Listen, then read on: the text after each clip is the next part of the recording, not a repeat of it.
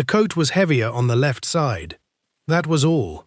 A wool overcoat on a rolling rack, returned from the cleaners at 4 in the afternoon with 11 other items, hung by 7 in the dressing room of a suite nobody had slept in for 6 months.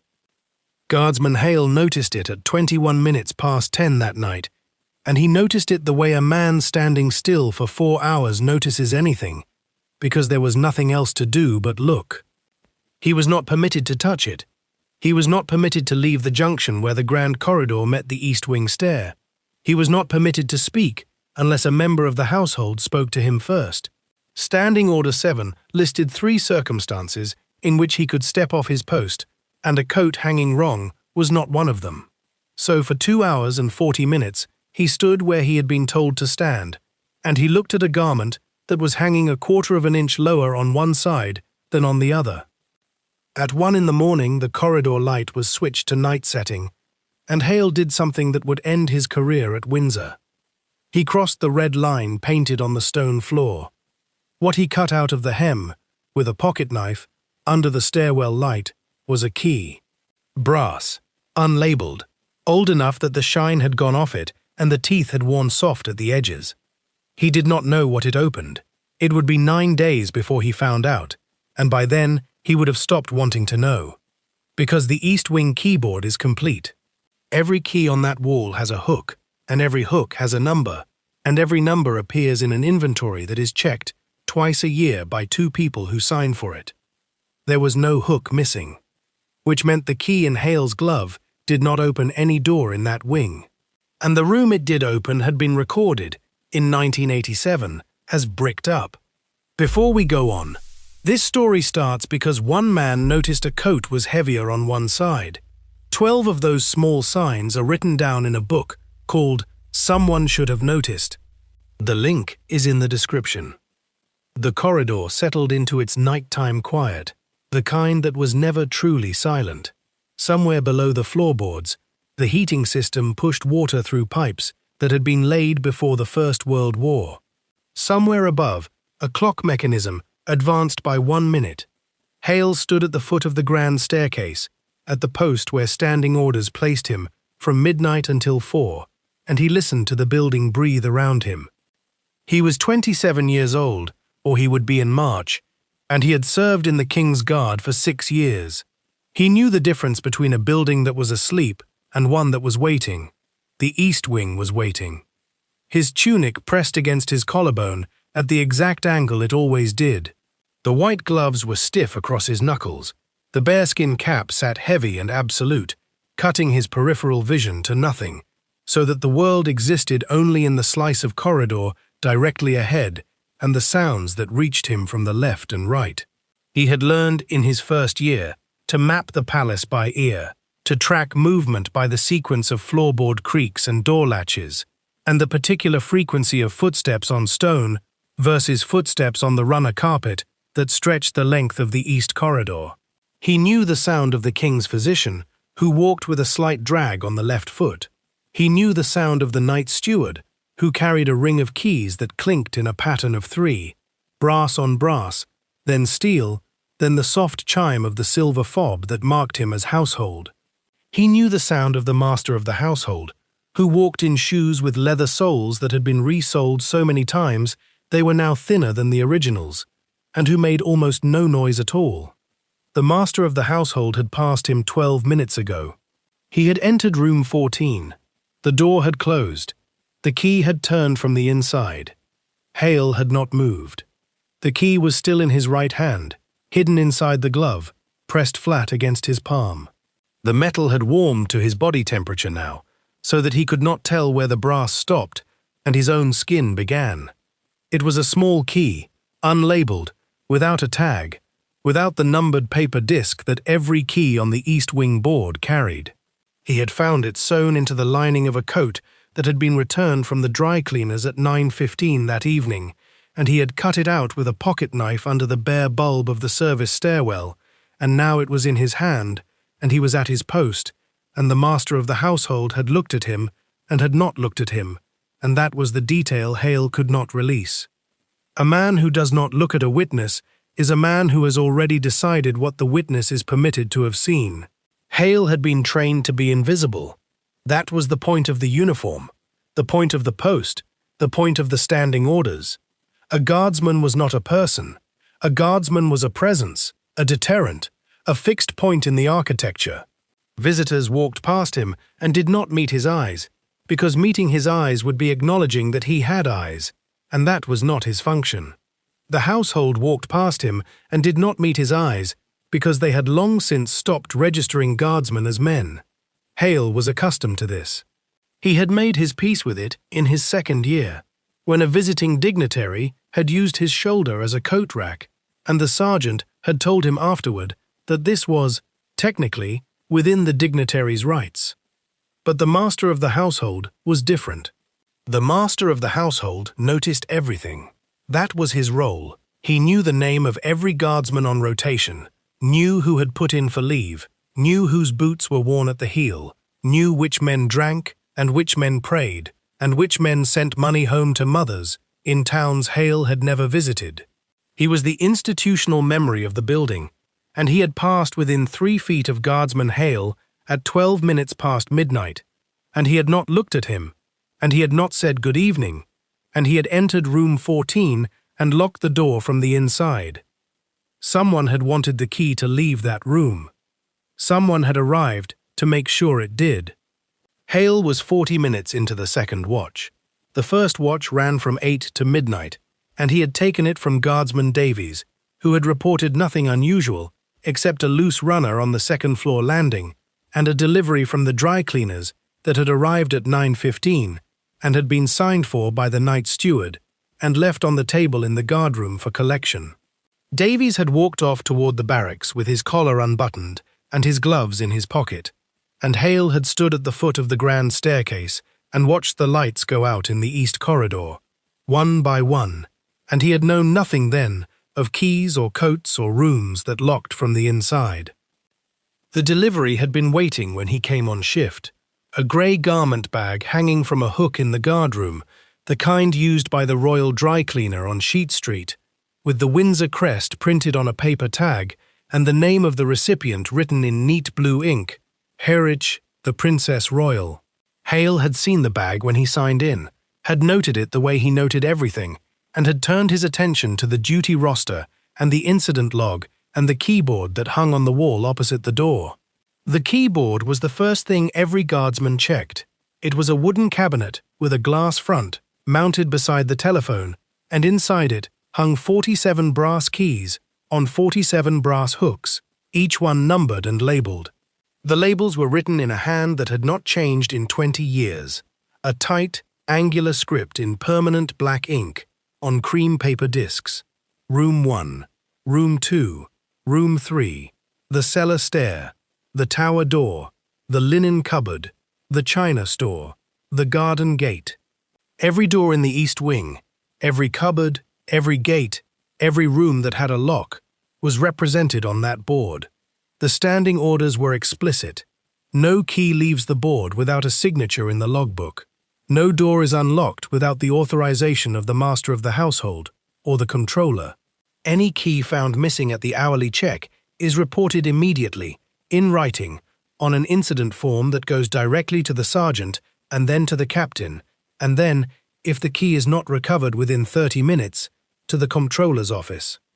Hale had checked the board at 8:02. He had counted 47 keys. He had signed the logbook. He had taken his post. The East Wing slept around him. The East Wing was the oldest part of the castle that was still in daily use, a corridor of state apartments and private rooms that ran from the grand staircase to the north terrace, with a view of the quadrangle on one side and the inner courtyard on the other. It had been rebuilt after the fire in 1992, but some parts had not been rebuilt, and some doors had been sealed, and some rooms had been removed from the inventory and renumbered and removed again, so that the numbering on the doors no longer matched the numbering on the keyboard. And a man who did not know the building would spend his first month walking through spaces that had been called one thing for 200 years, and then another thing for 50, and even the official floor plans contained discrepancies that no one would discuss aloud. Room 14 was at the far end of the east corridor, past the state dining room, and past the guard room, in a stretch of corridor that was used only for storage now.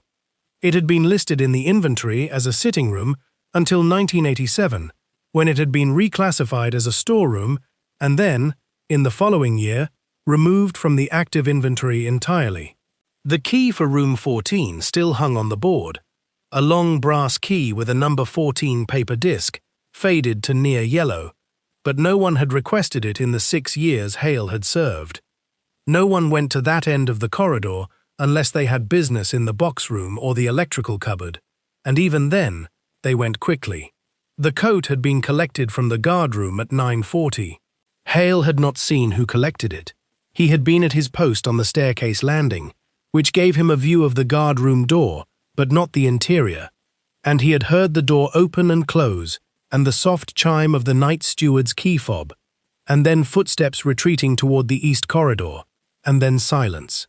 At 10:15, the night steward had returned to the guard room, and Hale had heard the door open and close again, and this time the steward had emerged carrying the grey garment bag and had walked it down the corridor in the direction of the Princess Royal's apartments. At 10:40, the night steward had returned to the guard room alone. At 10:52, Hale had completed his hourly check of the east wing. He had walked the length of the corridor, past room 8 and room 9 and room 10, past the state dining room with its chandelier wrapped in muslin, past the guard room, past the electrical cupboard, all the way to the door of room 14. He had checked the handle. It was locked. He had noted nothing unusual. He had returned to his post and signed the logbook at the stroke of 11. At 11:20, the telephone in the guard room had rung once and stopped. At 11:45, the night steward had entered the guard room for the 3rd time, and this time he had not emerged. Hale had waited. It was not his place to investigate. The standing orders were clear on this point.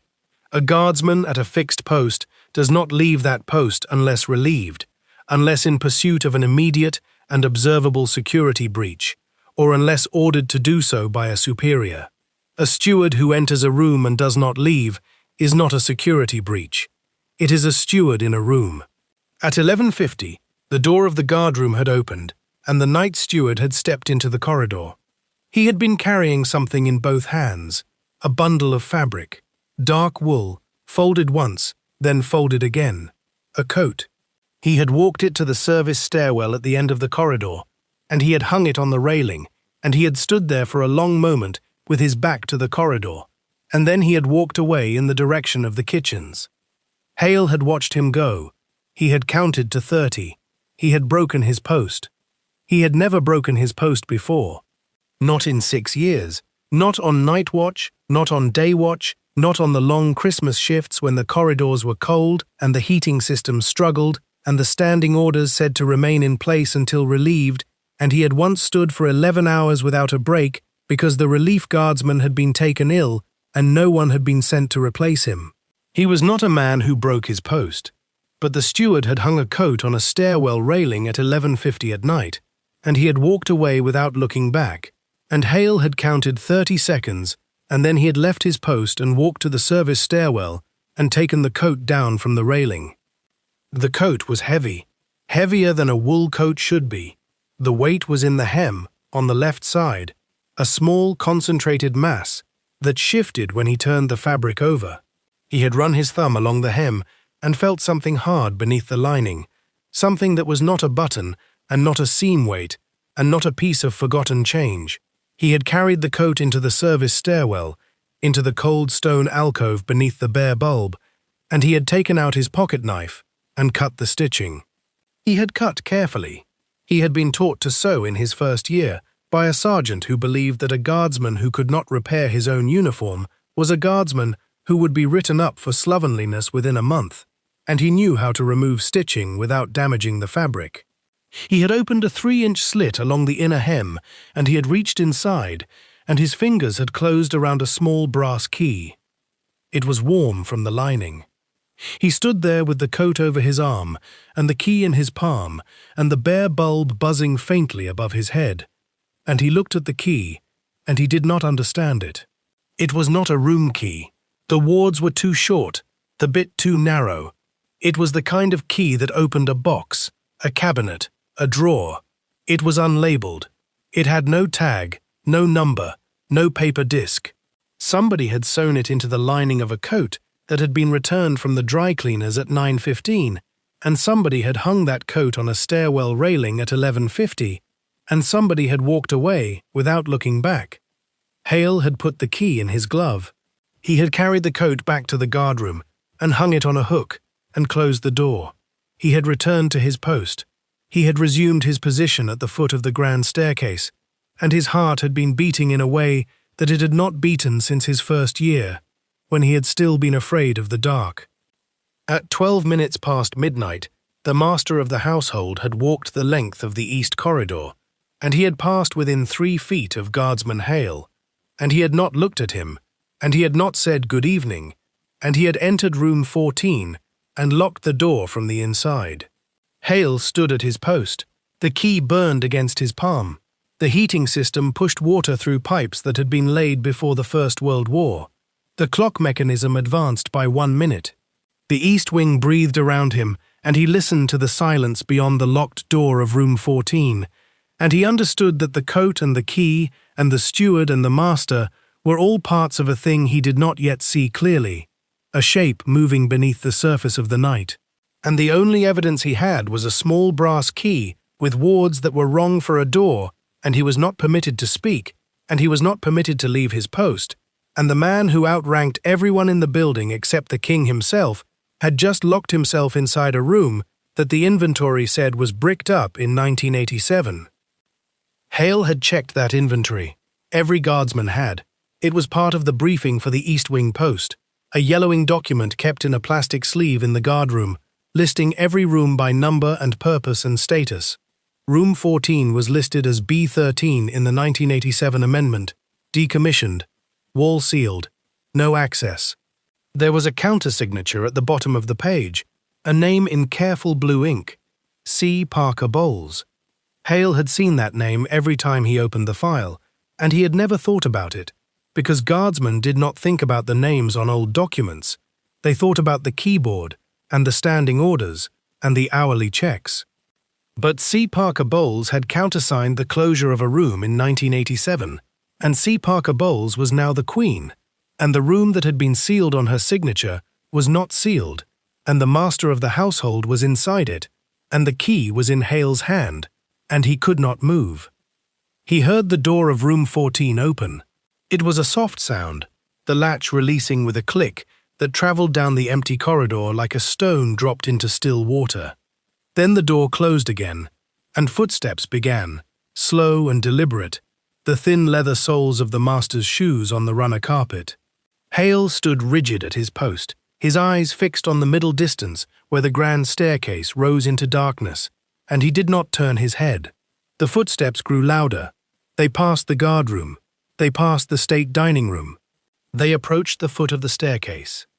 The master of the household stopped directly behind him. Hale did not turn. He could smell the man's cologne, something old and dry, and the faint starch of his collar. He could hear his breathing, steady and unhurried. He could feel the weight of his attention, and he understood that this was a test, that he was being measured against something, and that he did not know what the measurement was supposed to be. The master's voice was quiet. He spoke to the back of Hale's head. "Guardsman, sir, you were not at your post at 11:52. It was not a question." Hale did not answer. The standing orders permitted a guardsman to remain silent if addressed by a superior, provided the superior's statement did not require a response. A statement of fact did not require a response. The master waited. The clock mechanism advanced. Somewhere, a floorboard settled. "The coat," the master said, and his voice had not changed. It was still quiet and unhurried and utterly without warmth, "has been returned to the Princess Royal's apartments. The dry cleaner has been informed that an item was missing from the delivery. A lost brooch, a small thing. They will search their premises and find nothing, and the matter will be closed." He paused. Hale felt the key press into his palm, a small hard point of heat. "You did not find a brooch." the master said. "You did not find anything. You were at your post. You have never been anywhere else." The footsteps began again. The master walked past him, close enough that the sleeve of his coat brushed the bearskin of Hale's cap, and he climbed the staircase without looking back. His footsteps retreated up the stone steps, measured and even, until they reached the landing and faded into the upper floors. Hale did not move. He had not been addressed. He had been instructed. He understood the difference. A man who is instructed is a man who is being told what to remember and what to forget. He stood at the foot of the grand staircase, at the post where standing orders placed him until 4, and the key was in his glove, and the master of the household had told him he had never found it, and the room at the end of the corridor was not bricked up, and the woman who had sealed it was now the queen, and somewhere in the dark above him a door opened and closed. Hale listened. He counted the seconds. He waited for the sound of footsteps. None came. The shift changed at 4, and Hale walked the long way back to the guardroom. He took the long way to check the east corridor door. It was still there. Same recessed panel, brass escutcheon, no marking. He didn't slow or look directly. He registered it, the way a man on watch registers a sound that doesn't belong, and carried that registration to the guardroom. The guardroom was half empty. 3 men from night detail pulled off boots. Corporal Davies wrote the log, tunic unhooked. The tea urn was on. No one looked up. He signed out at 16:07, returned his radio, hung his bearskin. The cameras above recorded him. He performed each act as he had for 11 years, without hesitation, without invention, without any indication that his left glove still held a brass key he had been told he did not find. He washed his hands in the lavatory, locked the stall door, and placed the key on the porcelain sink edge under the bare bulb light. It was 2 inches long. Solid brass, darkened at the bow. 3 wards, no serrations. A warded lock key from the last century. No number, no tag, no inventory mark. Never on the board. Sewn into a coat lining. The coat belonged to a woman dismissed 12 years before Hale's oath. The room was recorded bricked up. The woman who countersigned now sat in the Queen's apartments. Hale had been instructed that none of this existed. He dried the key, folded the towel into the bin, put the key in his civilian trouser pocket, unlocked the stall, and walked back. Davies looked up. "You're off." "Off," Hale said. "You want the late shift Thursday? Michaels is asking for a swap. I'll check the roster." He didn't check. He collected his coat, dark wool, no keys in its lining, and walked to the lower ward. Courtyard lights threw yellow on cobbles. He nodded at the gate guard. Outside, the town was quiet, the river below in the dark. Hale was a private citizen for the first time in 8 hours, with no idea what to do next. He went home, made tea, placed the key on the kitchen table, and looked at it. The master of the household had told him 4 things. 1. The key was a brooch, mislaid jewelry. 2. The East Corridor room was bricked up since 1987. 3. The woman who sealed it was now the Queen, not to be troubled. 4. Hale had never left his post. He had found nothing. The master gave an instruction. Hale understood. Contradicting it meant contradicting the palace, and the palace did not make errors. But the key was on his kitchen table. It was not a brooch. He turned it over. Bow worn smooth inside. Turned many times. Hidden in a hem. Uneven stitches. Hand done. Thread not quite matching. He'd seen that in the 40 seconds before the master appeared. A woman's work. A woman who knew how to sew and had reason to conceal a key. The housekeeper, dismissed in 1987. Hale didn't know her name. The master hadn't spoken it. The file was in the household office behind a passcode he didn't have. Requesting a 36-year-old file at 5 p.m.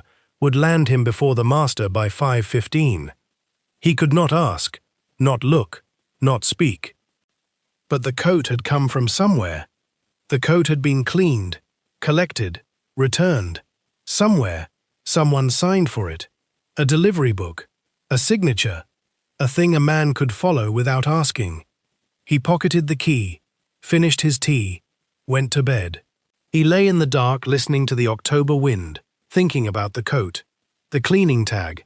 He remembered, a small paper tag stapled to the left sleeve, white, printed number, handwritten date.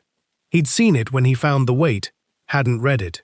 By the time he'd cut the key free, the master was 3 steps up the grand staircase and closing. But the tag was still on the coat. The coat was in the boot room bin for outgoing dry cleaning. If the tag was still there in the morning, if no one had removed it, if... He slept. Not well. The dream. A post not his, a part of the castle he didn't know, a door opening above, and he couldn't leave. His alarm at 5:40. He shaved, dressed, walked up the hill. Gate guard let him through. Lower ward wet. The boot room unlocked at 6:15 for the 6:30 van. The bin was there. The coat was in it. The tag was gone. Not fallen off, not torn. Removed. Staple holes visible. 2 punctures in the white sleeve. Hale stood in the buzzing fluorescent light. Someone had been here first. Someone who knew which coat, which tag. He checked the bin. Nothing else touched. 3 other coats, all tagged. All accounted for. Just this coat. Just the tag that would have told him who sent it. He folded the coat, replaced it, closed the door. Corridor empty. Castle waking. 40 minutes before watch. 40 minutes. He went to the service corridor. The delivery books were in a glass-fronted cabinet. He'd passed it 100 times. Never looked. He looked now. The cabinet was unlocked. The October book, red cloth, gold lettering. He took it down, opened to the current week. Wednesday, 18th of October. Dry cleaning collection, 4 items, 2 suits. HRH, the Princess Royal. 1 overcoat, the master of the household. 1 lady's coat, no named principal. Collected from the East Wing service entrance. Signed for by... The signature was a scrawl, a loop, a line, a tail off the edge. Could be anything, could be nothing. But above it, collected from, someone had written a room number. East 14. Hale knew East 14. A linen cupboard, press, folding table, shelves of sheets. Not a bedroom, not an office. A coat collected from a cupboard, a key sewn in. Nothing made sense. Everything pointed the same way. He closed the book, returned it, closed the cabinet, walked to his post. He was 6 minutes early, at the foot of the grand staircase. Key in his pocket. Master above. Queen in her apartments. The room at the end of the east corridor, not bricked up. The palace stirred. Footsteps. A door. Water in old pipes. A vacuum cleaner, distant in the state apartments. Hale stood at his post. He had been told he had never found anything. Disappeared. Not dismissed. Dismissed was the word the master used. But a dismissed woman collects her things, signs a form, leaves an address. She doesn't sew a key into a coat and leave it in a cupboard, unless she was not dismissed, unless she was taken. Hale didn't move. His mind did, fast, toward a question he wasn't sure he wanted answered. What happened to the housekeeper?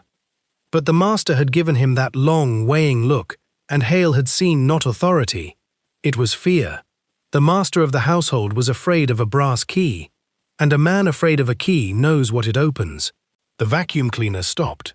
The silence came down like a held breath, and somewhere in the east wing, 2 corridors away and 1 floor up, a door opened. The duty roster for the east wing, 2nd floor corridor, ran on a 16-week rotation. Hale knew this because he had checked. He had checked because the keyboard for that corridor, the one mounted inside the linen cupboard on the half landing, the one that held every key for every door from the crimson drawing room to the bow window at the far end, was complete. 28 hooks, 28 keys, 28 brass tags, each stamped with a room number that matched the 1987 inventory, the one the master of the household had told him was final. The inventory was not final. The inventory was 41 pages, bound in blue cloth, and it lived in a locked drawer in the steward's office. Hale could not access it. A guardsman at the foot of the grand staircase does not leave his post to request bound volumes from the steward's office. But a guardsman who has been on the East Wing rotation for 11 of the past 16 weeks, who has stood at the foot of the cellar stair and outside the state dining room and in the recessed alcove beside the door to the long gallery, that guardsman has walked the corridor on the second floor 100 times. He has counted the doors. He has counted the locks. He has seen the brass plate beside the linen cupboard, the one that says Room 214, and the door 3 feet to its left, the one with no plate at all, the one the inventory does not name. 28 keys on the board. The door with no plate was not among them. Hale had tried, not on duty, never on duty, but in the 16 minutes between the end of the second watch and the start of the night rotation, when the corridor was empty and the vacuum cleaner was silent, and the only light came from the wall sconces set to dim. He had taken the key from his pocket, the one he had cut from the lining of the coat, the one that was not a brooch, and he had stood in front of the door with no plate. The key had slid into the lock. It had turned. It had stopped. The wards were wrong. The pin was too long, or the shoulder too wide, or the cuts milled to a pattern that belonged to a different door entirely. It did not open. It did not open anything on the East Wing keyboard. He had checked that too. One morning, when the corridor was quiet and the household was at breakfast, he had walked the board from hook 1 to hook 28.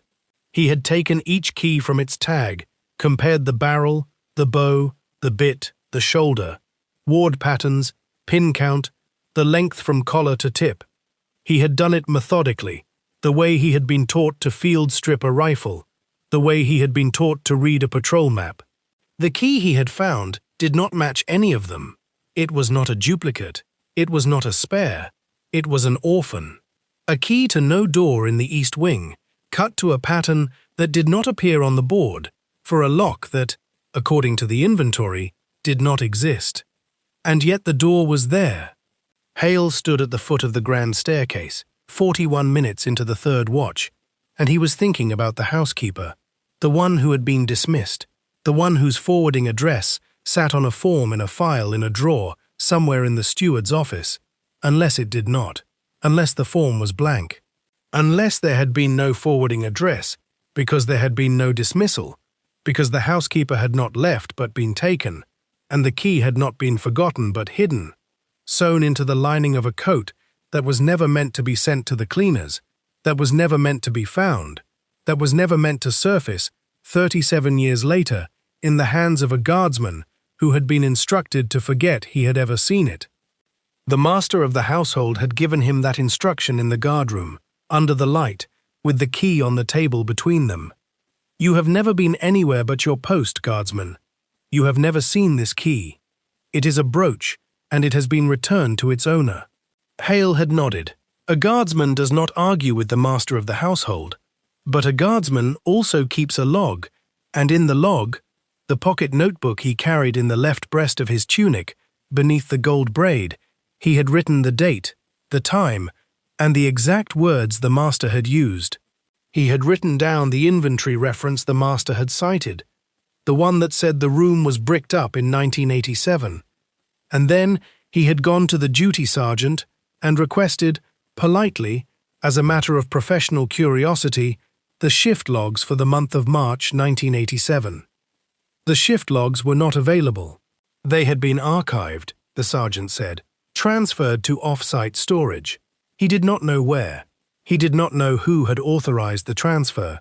He only knew that the box for March 1987 was not in the cupboard where it should have been, and the cupboard for April was full, and the cupboard for February was full, and the gap between them was shaped exactly like something someone had removed in a hurry. Hale wrote that down too. The third watch ran until midnight. At 11:47, the door at the top of the grand staircase opened, and the master of the household came down. He did not look at Hale. He walked past him as if Hale were a piece of furniture, a coat stand, a marble column. But as he passed, he stopped, just for a moment, just long enough to say, in a voice that was perfectly level and perfectly quiet, "The inventory is not a matter for the guard. The housekeeper is not a matter for the guard. You would do well, guardsman, to remember where your post ends." He did not wait for an answer. He walked on, down the corridor, toward the steward's office, and the door closed behind him with a sound like a book shutting. Where your post ends. Hale knew where his post ended. It ended at the foot of the grand staircase, at the door to the state dining room, at the entrance to the guard room. It ended at the boundary between the public corridors and the private apartments, at the line a guardsman did not cross unless summoned. But the key did not end there. The key had crossed that line. The key had been inside a coat that belonged to a housekeeper who had been dismissed from the private apartments, and the master of the household was afraid of it, and the shift logs were missing, and the door with no plate was standing, unlocked and unmarked, in a corridor the inventory said had been bricked up. None of that was Hale's post. All of it was Hale's problem. He had been standing for 3 hours. His feet ached. His shoulders ached from the weight of the bearskin. His right hand, inside the white glove, was curled around the hilt of his sword, and his left was at his side, and in the pocket of his tunic, beneath the notebook, the key was cold against his thigh. He had not turned it in. He had not logged it. He had not told anyone except the master of the household, and the master of the household had told him to forget. He could not forget. He had tried. He had stood at his post and stared at the wall and counted the minutes until the change of watch, and he could not stop thinking about the housekeeper, about what she might have known, about where she might have gone, about the form with the forwarding address, and the box of shift logs that was not in the cupboard, and the room that was supposed to be bricked up and was not, and the key that fit nothing on the board and everything in the question. At 11:52, the door at the top of the grand staircase opened again. This time it was not the master. It was a footman, young, pale, nervous, and he was carrying a tray with a single glass of water on it. He stopped when he saw Hale. He looked at him as if he were not sure whether he was allowed to speak. Then he said, quickly, in a whisper, "They're moving files. In the steward's office. I saw them. Boxes, tonight." And then he was gone, up the stairs, and the door swung shut, and the only sound was the distant hum of the vacuum cleaner starting up again somewhere deep in the east wing. Hale did not move. A guardsman at the foot of the grand staircase does not move. But his hand, the one in the pocket, tightened around the key, and his eyes, fixed straight ahead, were no longer looking at the wall. They were looking at the door at the top of the stairs, and the light beneath it, and the shadow that moved across it, once, twice, 3 times, as someone inside carried something heavy from one side of the room to the other. The vacuum cleaner stopped. The corridor was silent. And in the silence, from somewhere above, from the floor the inventory said was bricked up, a door closed. The duty board was mounted inside the guard room on the east wing ground floor, a varnished oak cabinet with a glass front that had been built into the wall in 1897 and had not been moved since. The board held 47 brass hooks, arranged in 4 rows. Each hook had a number stamped beneath it on a small enamel plaque, and each number corresponded to a door, a room, an office, a linen store, or a service stair that existed on the palace inventory and required a key. The keys hung in descending order of frequency, the most used polished smooth, wards bright, the least used untouched for months, their brass beginning to tarnish where the air got to them.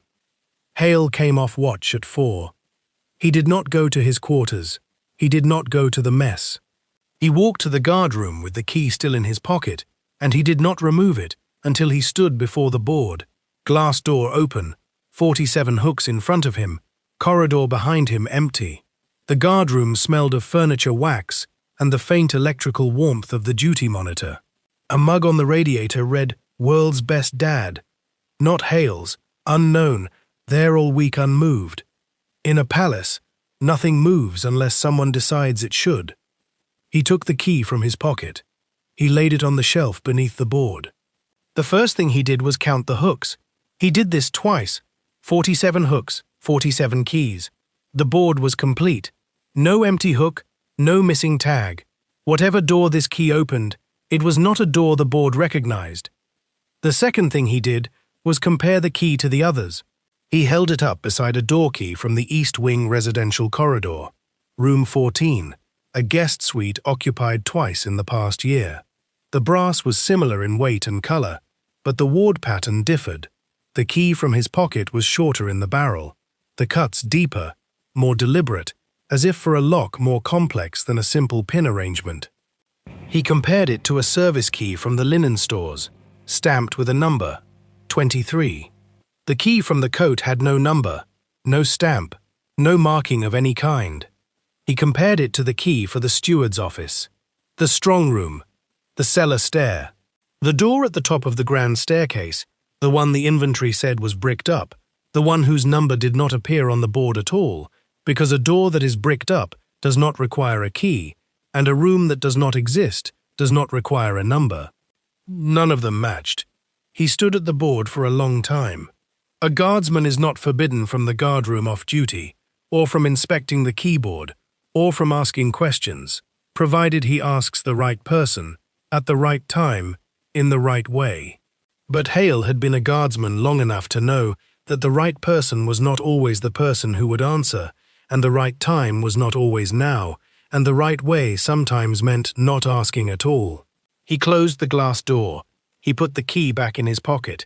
He walked to the East Wing service stair, climbed 2 flights to the cubicle where the guards stored their kit, and unlocked his locker with his own key, stamped with a number, on a board, fitting a lock the inventory knew.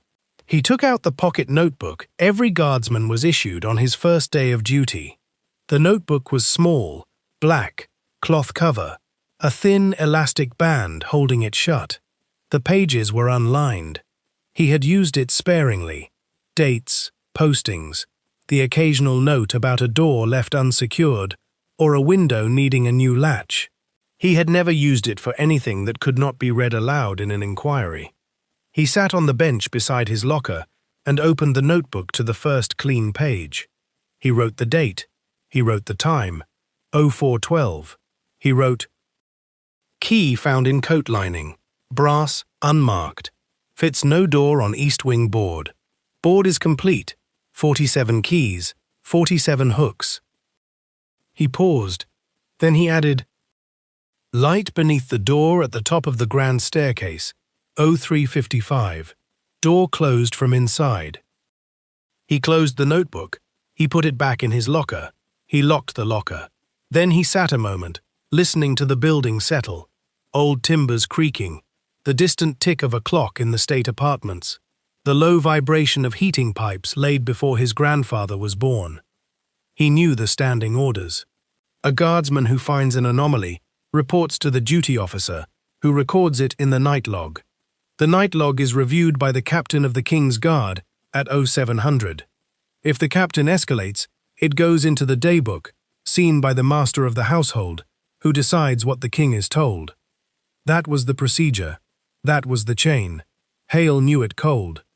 And he also knew about a guardsman named David Harding, who stood at the foot of the grand staircase on the night shift in March 1987, 4 days before a housekeeper, Margaret Wells, was dismissed without explanation. 3 days before the East Wing inventory was amended to show room 17 bricked up and sealed. 2 days before Harding was transferred to a ceremonial post at the Tower of London. Not a demotion, not a promotion, but a distance that made conversation difficult. Harding retired in 2004. He lived in Dorset now. He had never spoken publicly about that night, or the days that followed, or the housekeeper, or the room, or what he might have seen at the top of the stairs. Hale knew this because he had looked it up. After the first night he noticed the light beneath the door, 3 months ago, he assumed an innocent explanation. The second night, 6 weeks later, the light was there again, and a shadow moved across it. Then he understood the inventory was wrong. He looked it up on a public library terminal in Windsor, on his day off, in civilian clothes. A guardsman does not use palace computers to search for dismissed housekeepers, transferred colleagues, rooms sealed in 1987 and still sealed on paper. Except the room was not sealed. The door was there, light beneath it. A door that closed from the inside. A door that did not exist on the inventory, so it did not exist at all. Whoever was inside a place that was not there, and the guard did not guard rooms that did not exist. Hale sat on the bench and stared at the locker opposite. He had a key that fit no door on the board. A room that did not exist on the inventory. A housekeeper dismissed without explanation. A guardsman transferred without cause. And a duty officer moving boxes in the steward's office at 3 in the morning. Boxes that came from somewhere and went somewhere, whispered about by a man afraid of being overheard in an empty corridor. He stood up. He walked back through the East Wing corridor, past the closed guard room, the dormant monitor, the mug that still said, "World's Best Dad," and out into the inner courtyard. The air was cold, the sky beginning to lighten above the round tower.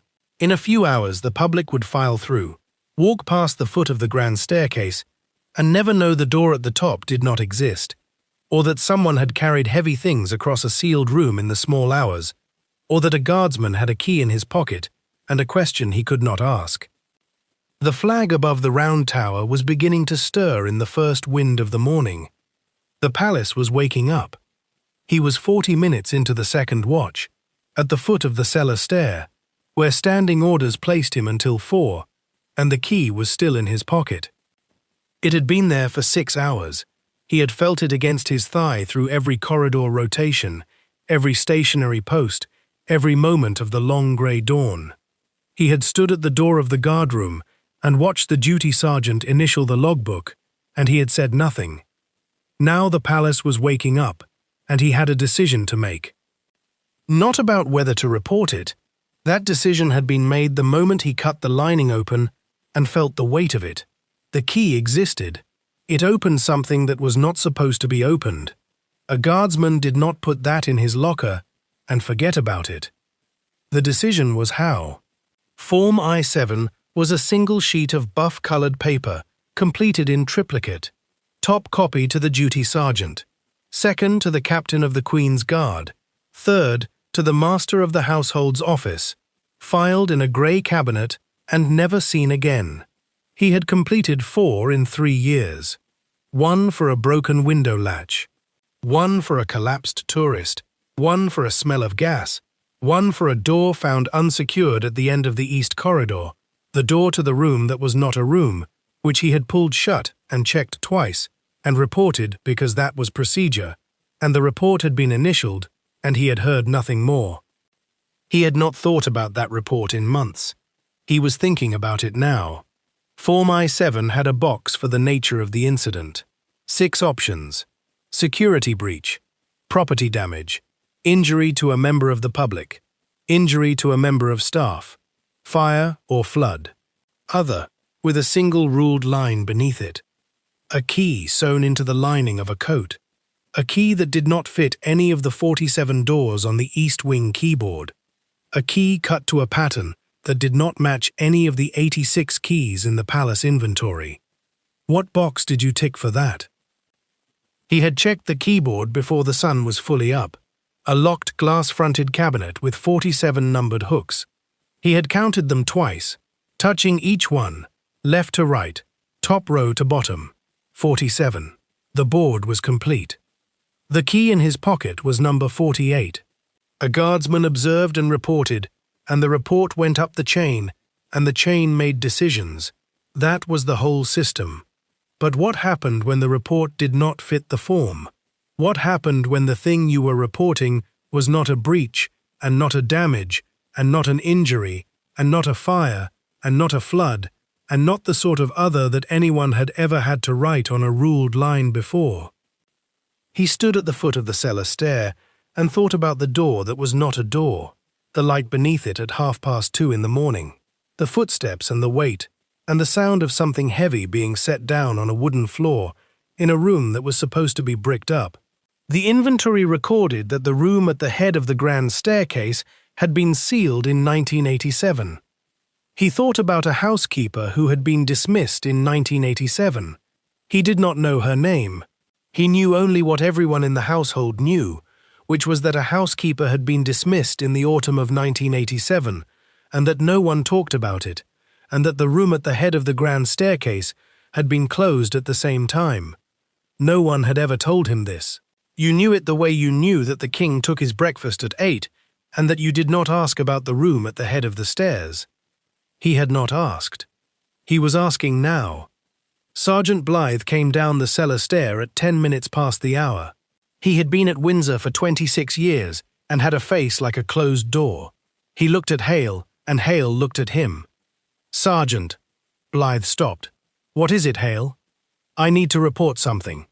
"Report it to the logbook." "It doesn't fit in the logbook." Blythe looked at him for a long moment.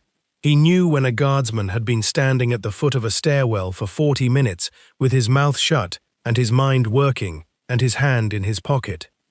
What kind of something?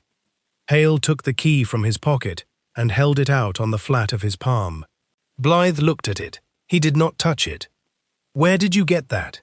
"In the lining of a coat returned from the cleaners this morning, sent out 4 days ago by the master of the household's office. I was asked to check it before it went." "Who asked you?" "Mr. Grantham." Blythe's mouth tightened. "Do you know whose coat it was?" "No. No label. No name. That was the first thing I noticed." "And you found the key?" "Sewn into the hem. Stitching was recent. Done by hand." Blythe was silent, working through it. "The coat, the stitching, the key. Have you tried it?" "It doesn't fit any door on the east wing keyboard.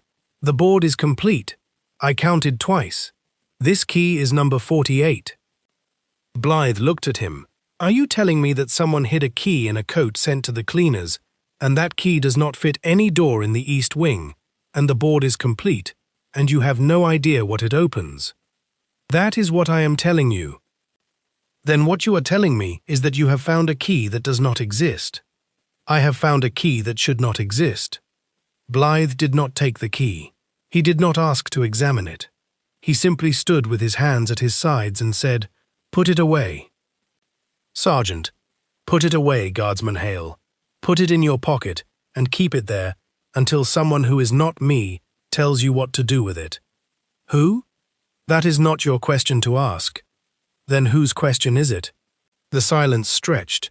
"Someone who is not on duty at 4 in the morning. Someone who is not a sergeant. Someone who is not you."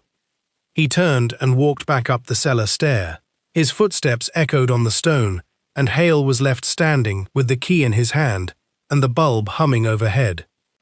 He had tried to report it and been told to put it away by a sergeant with 26 years of service, and he had not refused the report, and he had not accepted it, and he had not even looked at the key.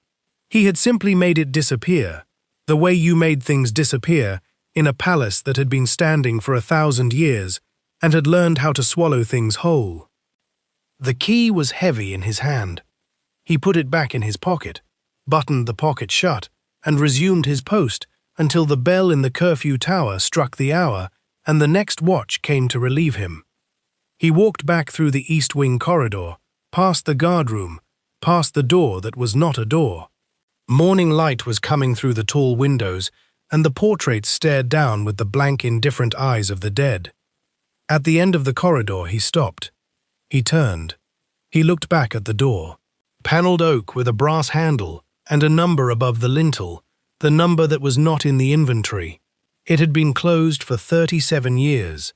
It had been opened in the small hours of this morning, the light on inside, something heavy set down on the floor. Now it was closed again, and no one was talking about it. He had a key in his pocket that did not fit any door on the board. He had a key that should not exist. And somewhere in this palace, there was a door that was not supposed to be opened, or a box, or a drawer, or a cabinet in a basement, sealed before he was born. He did not know, and the one person who might have told him had turned his back and left him standing with a warning in his ears. Someone who is not you.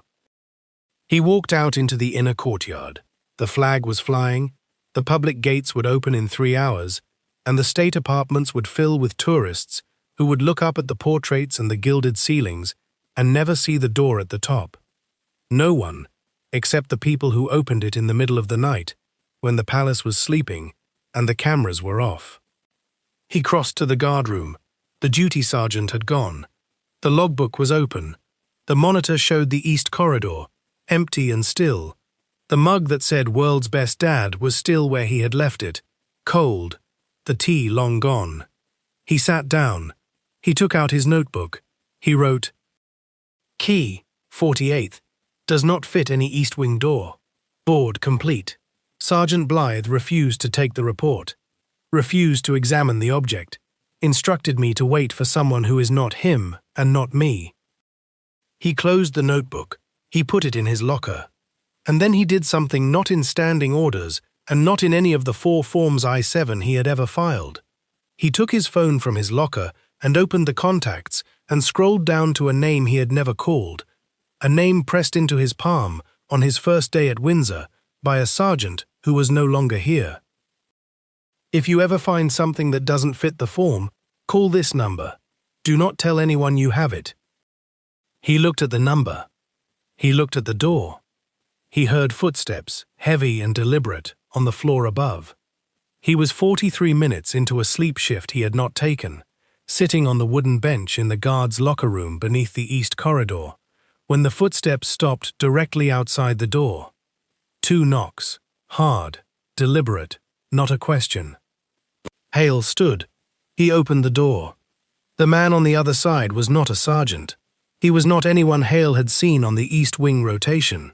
He was late 50s, civilian overcoat over a dark suit, no tie, collar open 1 button.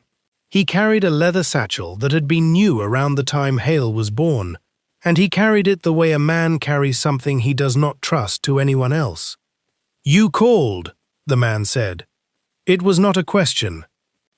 "I don't know who you are," Hale said. "You know the number. That's enough." The man stepped past him into the locker room without waiting to be asked. He set the satchel on the bench. He opened it. He took out a pair of white cotton gloves, the kind the archivists wore in the Round Tower, and pulled them on. Then he looked at Hale. The key. Hale did not move. "I'm not releasing it to anyone without identification." "You called a number you were told never to call, on a phone they can trace if they want to, which they will, and now you want my identification." The man's voice was level, not unkind. "You're in it now, guardsman, whether I show you a card or not." Hale took the key from his tunic pocket. He had wrapped it in a cleaning cloth from the servery. He unfolded the cloth. The key lay in his palm, small and unremarkable, the brass dulled to a brown-gold patina, the bow a simple oval, the bit cut with 3 notches of different depths. No number, no tag, no maker's mark. The man did not take it. He bent over Hale's palm and looked, the way a jeweler looks at a stone. "The wards are wrong," he said. "What do you mean?" "This isn't a door key. A door key in this building has 7 wards, minimum. The master keys have 9. This has 3. You could pick this with a hairpin." He straightened. Whoever cut this wasn't trying to keep anyone out. They were trying to open something small, a drawer, a cabinet, a box. He held up his gloved hand, palm up. Hale placed the key on it. The man turned it under the light. Once, twice. Then he closed his fingers around it. "My name is Dryden. I worked in the palace archives from 1974 until 1991. I was dismissed. You will not find my name in any current personnel record, and I would prefer you not try." "Why were you dismissed?" "The file says incompetence. The file was written by the man I refused to assist." Dryden sat down on the bench, the satchel beside him, the key still in his closed hand. In 1987, the East Wing inventory was due for its 10-year revision. Standard procedure. Every room measured, every fitting catalogued, every key accounted for against the board. I was assigned to assist the survey team. 2 weeks in, we came to a door on the second floor, east of the grand staircase. The room behind it was not on the plans. Hale sat down across from him. What was behind it? Nothing, according to the inventory. The door opened onto a brick wall. That was the official finding. Survey complete. Room struck from the record. Closure countersigned. I filed a supplementary note. My note is not in the file. I was dismissed 3 days later. Who countersigned the closure? Dryden looked at him for a long moment. The fluorescent light above the bench hummed. Somewhere in the building, a door closed, and the sound echoed down the stone stairs in diminishing repetitions. The Duchess of Cornwall, Dryden said. She was not Duchess of Cornwall then. She was not anything then. But she countersigned the closure of a room in a palace she did not yet live in, 17 years before she would marry the man who would become king.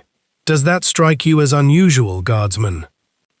Hale did not answer. He was thinking about the keyboard, the 47th key, the gap where the 48th should have been, and was not, because it was sewn into the lining of a coat that had sat in a dry cleaner's bag for 4 days before anyone noticed the weight in the hem. You're saying the room was never bricked up. I'm saying I never saw the brick wall. I saw the surveyor's report. I did not see the wall. I was not permitted to enter the room. No one was. The door remained locked, and the key was removed from the board, and the room was recorded as sealed. And then I was gone. Dryden opened his satchel. He removed a plain manila folder, the edges soft with age, the paper inside yellowed. He handed it to Hale. These are my copies. I made them the night before they escorted me out. I have kept them for 37 years, waiting for someone to find something that did not fit the form. Tonight, you called. Hale opened the folder. The first page was a typed inventory sheet, dated 14 September 1987. The paper was thin, the typeface courier, the ribbon faded. Room numbers ran down the left margin in neat columns. Room 214, the linen store. Room 215, the lamp room. Room 216, Room 216, was struck through in black ink. A single line, straight as a ruler. Beside it, in handwriting Hale did not recognize, 2 words. Bricked, sealed. Beneath that, a signature. The ink was blue, faded to grey. Camilla Parker Bowles. She wasn't a member of the household, Hale said. She couldn't countersign an inventory closure. She had no standing. She had a phone line to the survey team's supervisor. That was enough. The second page was a floor plan. The east wing, second floor, drawn to scale. Room 214, Room 215, Room 216, a neat rectangle, no larger than a service closet, and behind it, in pencil, an extension that did not appear on the official plan. A second room, accessed through 216, connected to nothing else. No door, no window, no corridor. What is that? Hale pointed to the penciled extension. Something the survey team either did not find or chose not to record. I added it after I measured the wall. The room is 12 feet shorter than it should be. The difference is roughly 6 feet by 8, the size of a small study, or a large safe, or a box large enough to need a key. Hale turned to the third page. It was a personnel record. A housekeeper, 47 years old, 22 years of service. Her photograph showed a woman with a round face and tired eyes, hair pinned back, collar starched. Her name was Margaret Errol. She had been dismissed on 18 September 1987, 4 days after the inventory closure. The reason stated was theft of household property. No item was named. No charge was filed. No police report was attached. She was the key holder, Dryden said. The 48th key was issued to her in 1968, when she was appointed to the East Wing household. She held it for 19 years. She was the only person who knew what it opened, and 4 days after the room was sealed, she was gone. Did you talk to her? I tried. She was living in a council flat in Slough, a year after her dismissal. When I arrived, the landlord told me she had died. Heart attack. The previous winter. Dryden paused. She was 51. The hum of the fluorescent light filled the silence. Hale closed the folder. He looked at the key, still in Dryden's gloved hand. "If it opens a box," he said, "what's in the box?" That is the question you should not ask. And it is the question I have been waiting 37 years for someone to ask. Dryden stood. He placed the key on the bench between them, carefully, on the cleaning cloth, the way a man places evidence on a courtroom table. "You have to go back," he said, "to the room. You have to find the box, and you have to open it before they realize what you have, because once they realize, you will not get another chance, and neither will anyone else. Why don't you do it?" "I'm an old man who was thrown out of this building 3 decades ago. I have no access, no standing, and no protection. You are a king's guard. You stand 5 feet from the most protected rooms in England, and you have the key." He picked up his satchel. "The folder is yours. I've carried it long enough. Don't put it in your locker. Don't put it anywhere they look." He walked to the door. He paused with his hand on the frame. "The man who dismissed me was named Lyle. He was deputy steward in 1987. He retired in 1992. He is still alive, or he was last year. He lives in Norfolk. If you want to know why a room was bricked up, and who gave the order, and what was inside it, he is the only person left who can tell you." "Will he tell me?" Dryden turned. His face was tired. Not old. Tired. "No, he will not. But you should ask him anyway, because the asking is a record, and this building has gone too long without one." He left. The door closed. The footsteps receded, up the stone stairs, out into the east corridor, gone. Hale sat alone on the bench, the folder in his hands, the key on the cloth, the weight of a question he had not yet fully understood, pressing down on his chest. He looked at the key. 3 wards. Not a door key, a box key. He looked at the folder. A room that was sealed but not bricked. A housekeeper who died at 51. A woman with no standing who countersigned an inventory closure she had no authority to touch. He looked at his phone. 1 number he had called, 1 number he could not call again. Whatever protection Dryden had given him by coming here, it would not extend. The man had been clear. "You're in it now." Hale put the key back in his tunic pocket. He put the folder inside his tunic, against his chest, the paper crackling when he moved. He stood, and then he heard it. A key in a lock, not a door nearby, a door above. The east wing, 2nd floor, the corridor that led to room 216. Someone was opening a room that had been sealed for 37 years. The sound stopped. A door closed. Footsteps. Light. Quick. A woman's heels on stone, moving away from the grand staircase, toward the west end of the corridor. Hale checked his watch. 02:47. The building was in night protocol. No household staff on the upper floors before 5. No cleaners scheduled. No maintenance logged. No one should have been in the east wing at this hour. No one should have had a key. Hale did not move. He was 40 minutes into the 3rd watch, at the foot of the cellar stair, and standing orders placed him there until 4. Standing orders said nothing about footsteps in a sealed corridor. Standing orders said nothing about keys turning in locks that had no doors. The sound had stopped now. It hung in the air like dust after a door slam. Someone had entered the east wing 2nd floor at 02:47. Someone had walked west, toward the rooms that faced the inner courtyard. Someone had a key. He could not leave his post. He could not climb the stairs. He could not radio the duty sergeant without explaining what he was doing awake in the records room at 2 in the morning. The constraints of his position, which he had spent 17 years learning to wear like a second skin, had never felt so much like a cage. He listened. The silence that followed the footsteps was deeper than the silence before them, a listening silence. The key was still in his tunic pocket. He had assumed it was a door key, the shape, the weight, the way it lay in the palm. But the wards were wrong. The cuts were shallow, the tip squared off. It was not designed to throw a bolt. It was designed to turn in a lock no bigger than a thumbnail. A box.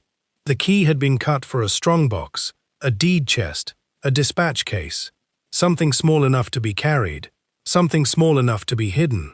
And it had been sewn into the lining of a coat that belonged to a woman who had countersigned the closure of room 216 in 1987. A woman who had no authority to touch an inventory. A woman who had been dismissed and forgotten. He thought of Dryden. The way the old steward had looked at the key. The way he had said, "You're in it now." Not curious, not surprised, afraid. Dryden had not told him everything. Dryden had told him just enough to make him stop asking. And Hale had stopped, because the chain of command was not a suggestion. It was the spine of the institution, and you did not bend it without breaking something. But the footsteps changed the arithmetic.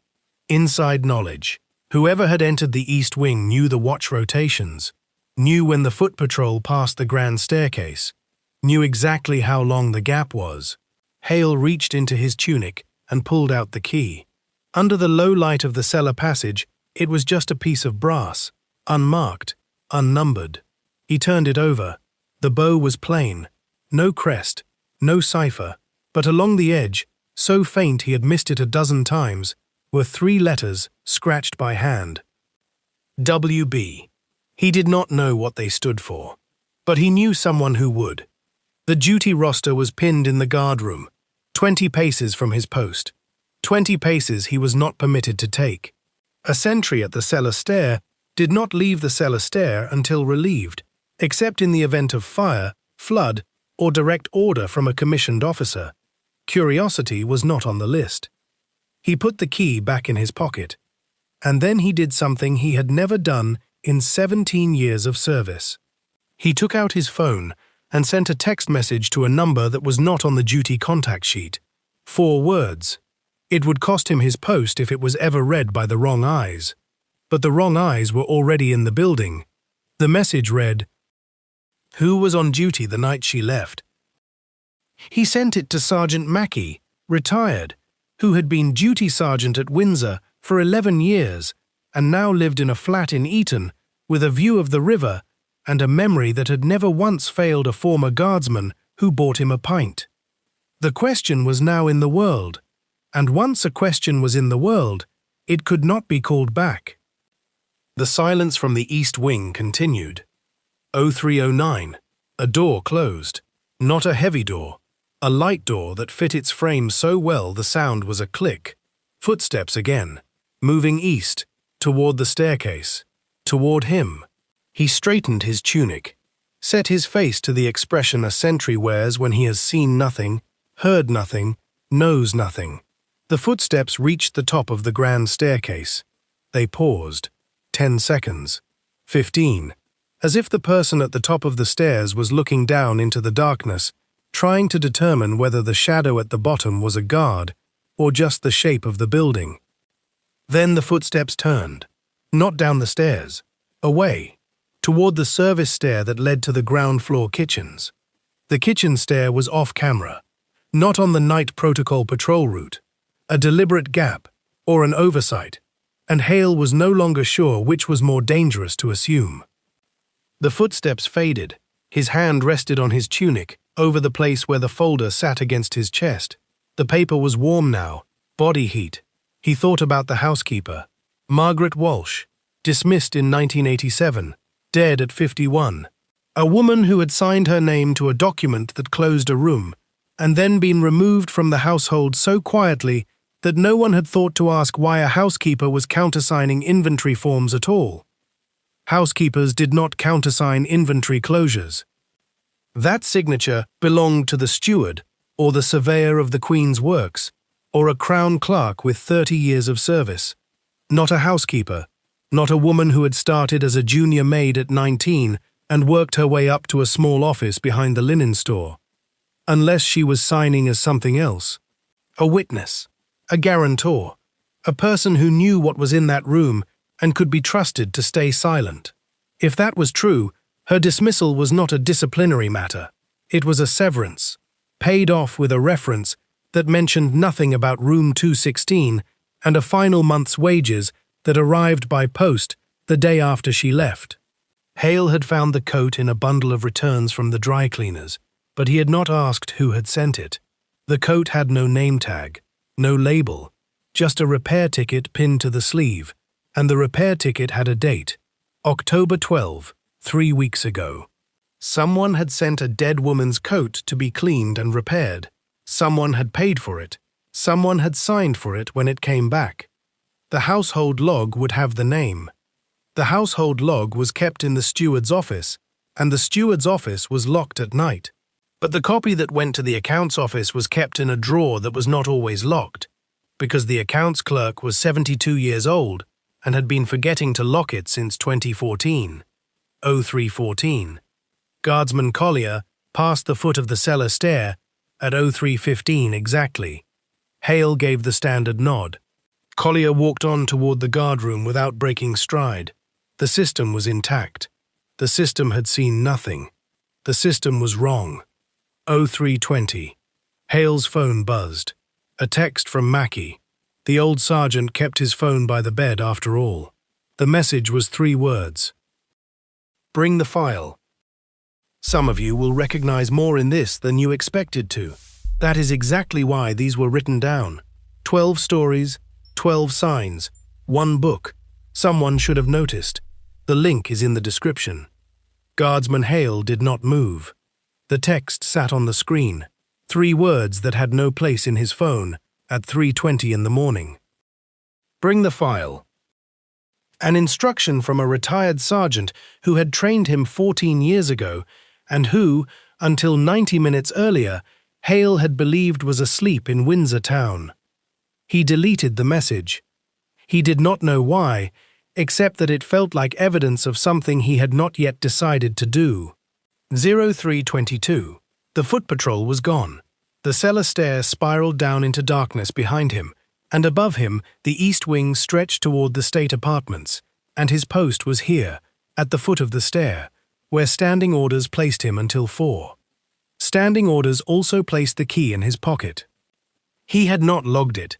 He had cut it out of a coat lining with a pocket knife at 11 minutes past midnight, and he had carried it through 3 hours of his watch, and he had shown it to a retired sergeant, who was not on the duty roster and had no standing at all.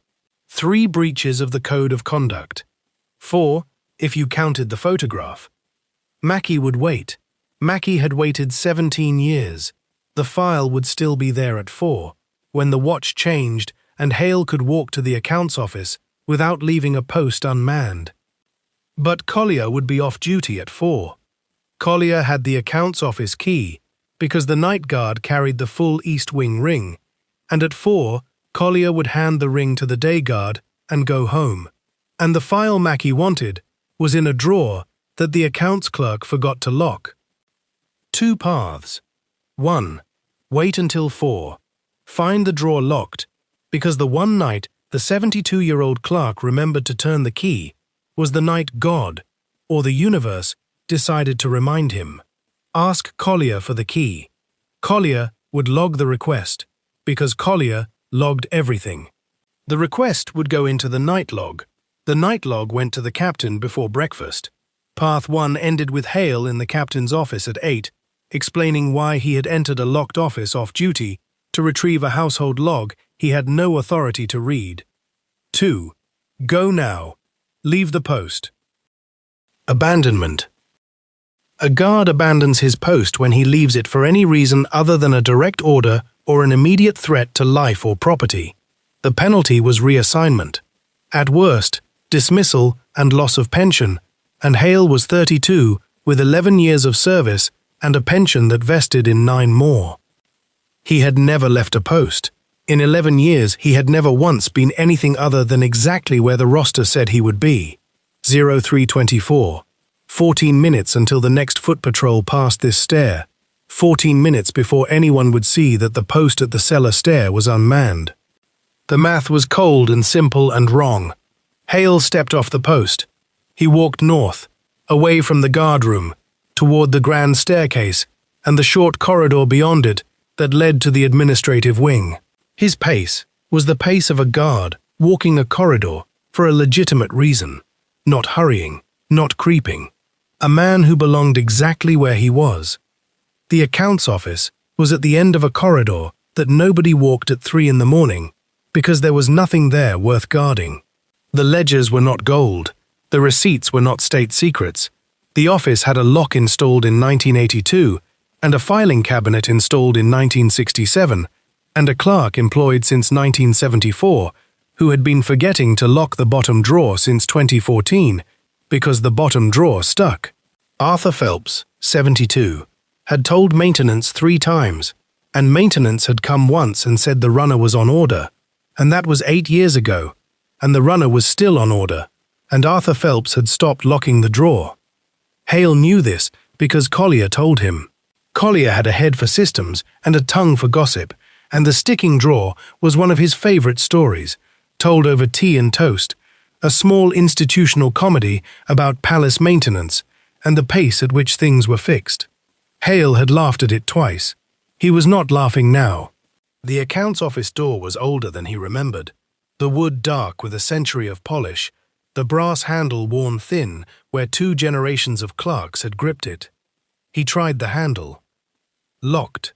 The policy on locked offices was that the night guard carried the keys. The east wing ring was on Collier's belt right now, in the guardroom, while Collier made his tea. Collier would give him the key if he asked, if he had a reason.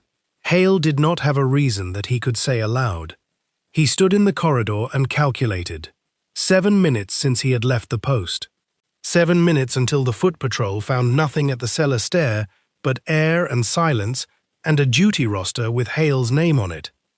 And then a door opened. Not the accounts office. The door 2 down, on the left, the steward's office. Hale's heart stopped. The man who stepped out was 60 years old, dressed in the black coat and grey tie of the household's senior staff. Charles Mowbray, deputy steward of Windsor Castle for 22 years. He was not supposed to be in his office at 3:28 in the morning. Mowbray stopped. Hale stopped. The corridor held them both in its amber silence. "Guardsman," Mowbray said. It was not a question. "Sir." Mowbray looked at him. At the locked door of the accounts office behind him, at the empty corridor leading back to the grand staircase, and the post Hale was supposed to be standing at. "You are not on this corridor." "No, sir. The cellar stair is your post. I saw the roster." "Yes, sir." "Then you are not where the roster says you are." Hale said nothing. The code permitted him to answer a direct question. It did not permit him to explain himself. He could confirm. He could deny. He could say yes, sir, and no, sir, and nothing else unless invited. Mowbray knew this. He had been in the household for 22 years. He knew that Hale could not speak. He did not ask a question. He waited. 7 minutes became 6. Mowbray watched him with eyes that had learned to read what was not said. His gaze dropped to Hale's right hand, the white glove, no longer perfectly white, because it had handled a brass key that had spent 37 years sewn into a coat lining, and brass left a residue, a faint grey smudge on the palm, invisible unless you were looking for it, invisible unless you were Charles Mowbray, who had started his career in the laundry at 19 and knew what a brass stain looked like on white cotton. Mowbray's expression did not change. "The accounts office is locked," he said. "I saw that, sir. It is locked every night." "Yes, sir. You knew it would be locked." "Yes, sir.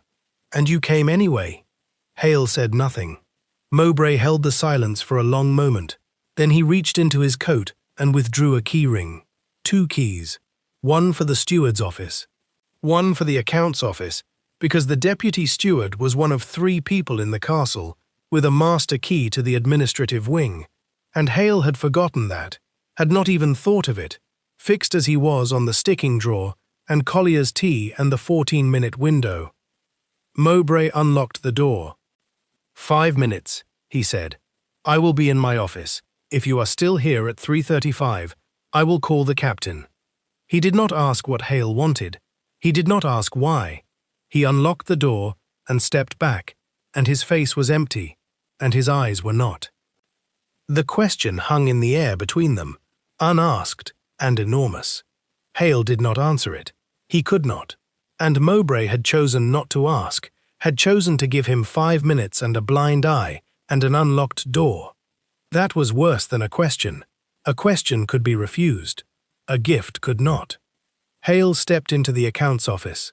The room smelled of old paper and the faint chemical sweetness of cleaning fluid. 3 filing cabinets against the north wall. A desk by the window, stacked with folders. A coat stand with a scarf that had been there since March. The bottom drawer of the middle cabinet. He crossed to it, pulled. It slid open. The runner was still broken. The runner would always be broken. The household logs were filed by month. Black ledger books, identical. The year printed on the spine in gold. He found the current year. Turned to the most recent week. The log recorded every item sent out and returned. Clothing to the cleaners, silver to the polishers, furniture to the restorers. A column for the item, a column for the date sent, a column for the date returned, a column for the staff member who signed. He found the coat. Tuesday the 8th. A woman's coat, dark wool, sent to the Royal Laundry for cleaning and repair. Returned Thursday the 10th. Signed for by... Hale stopped. The name was Helen Marsden. Housekeeping. Listed as the signing officer who had accepted the coat back from the cleaners. Helen Marsden had been dead for 4 years. He had stood at attention for her funeral procession when it left the castle gates, as the code required for a household staff member with more than 30 years of service. A thin drizzle, a closed hearse. The king had sent a wreath. She could not have signed for a coat returned on the 10th of October. She had been dead since April of 2020. Hale stared at the name. The ink was dark blue, the handwriting precise, a cursive he did not recognize. It was not her signature. It was someone writing her name. Someone with access to the household log. Someone who knew the system. Someone who understood that the accounts clerk was 72 and half blind and would not check a signature against a personnel file for a housekeeper dead 4 years. The coat had been sent under a dead woman's name, returned under a dead woman's name, paid for out of a household account that still carried Helen Marsden's authorization because nobody had closed it. And sewn into the lining was a brass key. Hale pulled out his phone, photographed the page, the name, the date, the entries above and below it. He closed the ledger, closed the drawer, stood, 03:33, 2 minutes before Mowbray's deadline. He stepped back into the corridor. Mowbray was waiting exactly where Hale had left him, standing in the doorway of the steward's office, his face still empty and his eyes full of something Hale could not name. Done, Hale said. Mowbray locked the accounts office door and pocketed the key. The foot patrol passes the cellar stair at 3:35. I know. If you are not there, Guardsman Collier will log an unsecured post and the captain will be woken, and I will not lie to the captain. I am not asking you to lie, sir. Then what are you asking? The question hung between them. A senior household officer asking a guardsman for a reason, permission, of a kind. Hale took it. I am asking you to wait until the morning before you log anything. Wait for what? He could not say. For a retired sergeant to look at a file. He could not say. For a key I should not have. He could not say. For a room bricked up in 1987 and a housekeeper dismissed 37 years ago and a signature that belongs to a dead woman. He said nothing. He had already said too much. Mowbray studied him. Then he nodded. Once, a single short dip of the chin that committed him to nothing and acknowledged everything. 4 o'clock, Mowbray said. I will be in my office at 4. If I have not heard from the captain by then about an abandoned post, I will assume the post was not abandoned. After that, I make no promises. Thank you, sir. Don't thank me. I haven't done anything. I opened a door because a member of staff needed access to an office. That is my job. The rest of this conversation did not happen. Yes, sir. Hale walked back down the corridor, past the grand staircase, past the closed doors of the state dining room, past the long windows looking into the inner courtyard, dark under the half-moon. His pace was brisk, a guard finishing an authorized errand. His face was neutral. His heart was beating so hard he could feel it in his throat. 0335. He rounded the corner to the cellar stair, stopped, resumed his post. His boots on exactly the flagstone where standing orders placed him, his back straight, his gloves white, except for the smudge on the right palm. 4 seconds later, Guardsman Collier passed the foot of the stair. Hale gave the standard nod. Collier gave the standard nothing. The foot patrol was complete. The log would show the post secured. The system was intact. The system had seen nothing. 04 o'clock. The watch changed. Guardsman Perry arrived to relieve him, and Hale gave the standard handover. Nothing to report. All posts secure, east wing quiet, and walked to the guardroom to sign out. His hand was steady. The pen did not shake. He wrote his name in the logbook and closed it and left. He went to the inner courtyard, where the delivery gate opened at 4:30 for the morning supplies, and where a retired sergeant in civilian clothes could stand with a file in his hand and not be questioned, because the delivery gate was manned by a civilian security contractor who did not know Mackey's face. Mackey was there. He was holding a blue folder, faded and creased, the cardboard soft at the corners. His face was the face of a man who had been holding a file for 17 years and had finally found someone to give it to. "Did you find it?" Hale asked. "I found it," Mackey said. "The 1987 inventory, the closure order, the countersignature." "Whose?" Mackey opened the folder, took out a single sheet, handed it to Hale. The paper was yellow with age, the typewritten text clean and bureaucratic and devastating. A work order, dated 19 September 1987. It authorized the sealing of room 214, East Wing, and the removal of all contents to storage. Signed by the keeper of the fabric, countersigned by the master of the household. And at the bottom, in a third hand, in dark blue ink, a single line. Contents of room 214 to remain at Windsor. Do not catalogue. By order. The initials were CP. It was not a signature, it was an instruction, the kind that came in a quiet conversation behind a closed door and left no trace except a line at the bottom of a work order, filed in a folder marked closed and stored in a basement nobody visited. The handwriting was Camilla Parker Bowles's. Mackey watched him read it. "You know what the initials mean." "I know. There's more." He took out a second sheet. An inventory of the contents of room 214, typed on the same machine, dated 3 days before the closure. A dressing table, a wardrobe, a bed frame, a writing desk with a locking drawer, a small brass-bound box, locked, key missing. Hale stopped. Key missing. He reached into his pocket, took out the key, held it in his palm, the brass dull in the grey courtyard light, the wards visible, fine and complex, and wrong for a door. Not a door key. A key for a lock with a narrow throat and a long shank, and 4 wards, not 5. A box key. The room had been closed to hide what was in the box, and the box was in the room, and the key had been separated from it 37 years ago and sewn into the lining of a coat belonging to a housekeeper, dismissed the same week the room was bricked up. "Where is the box now?" Hale asked. "Storage," Mackey said. "The contents were moved to a storage room in the lower ward, but the room number isn't on the form.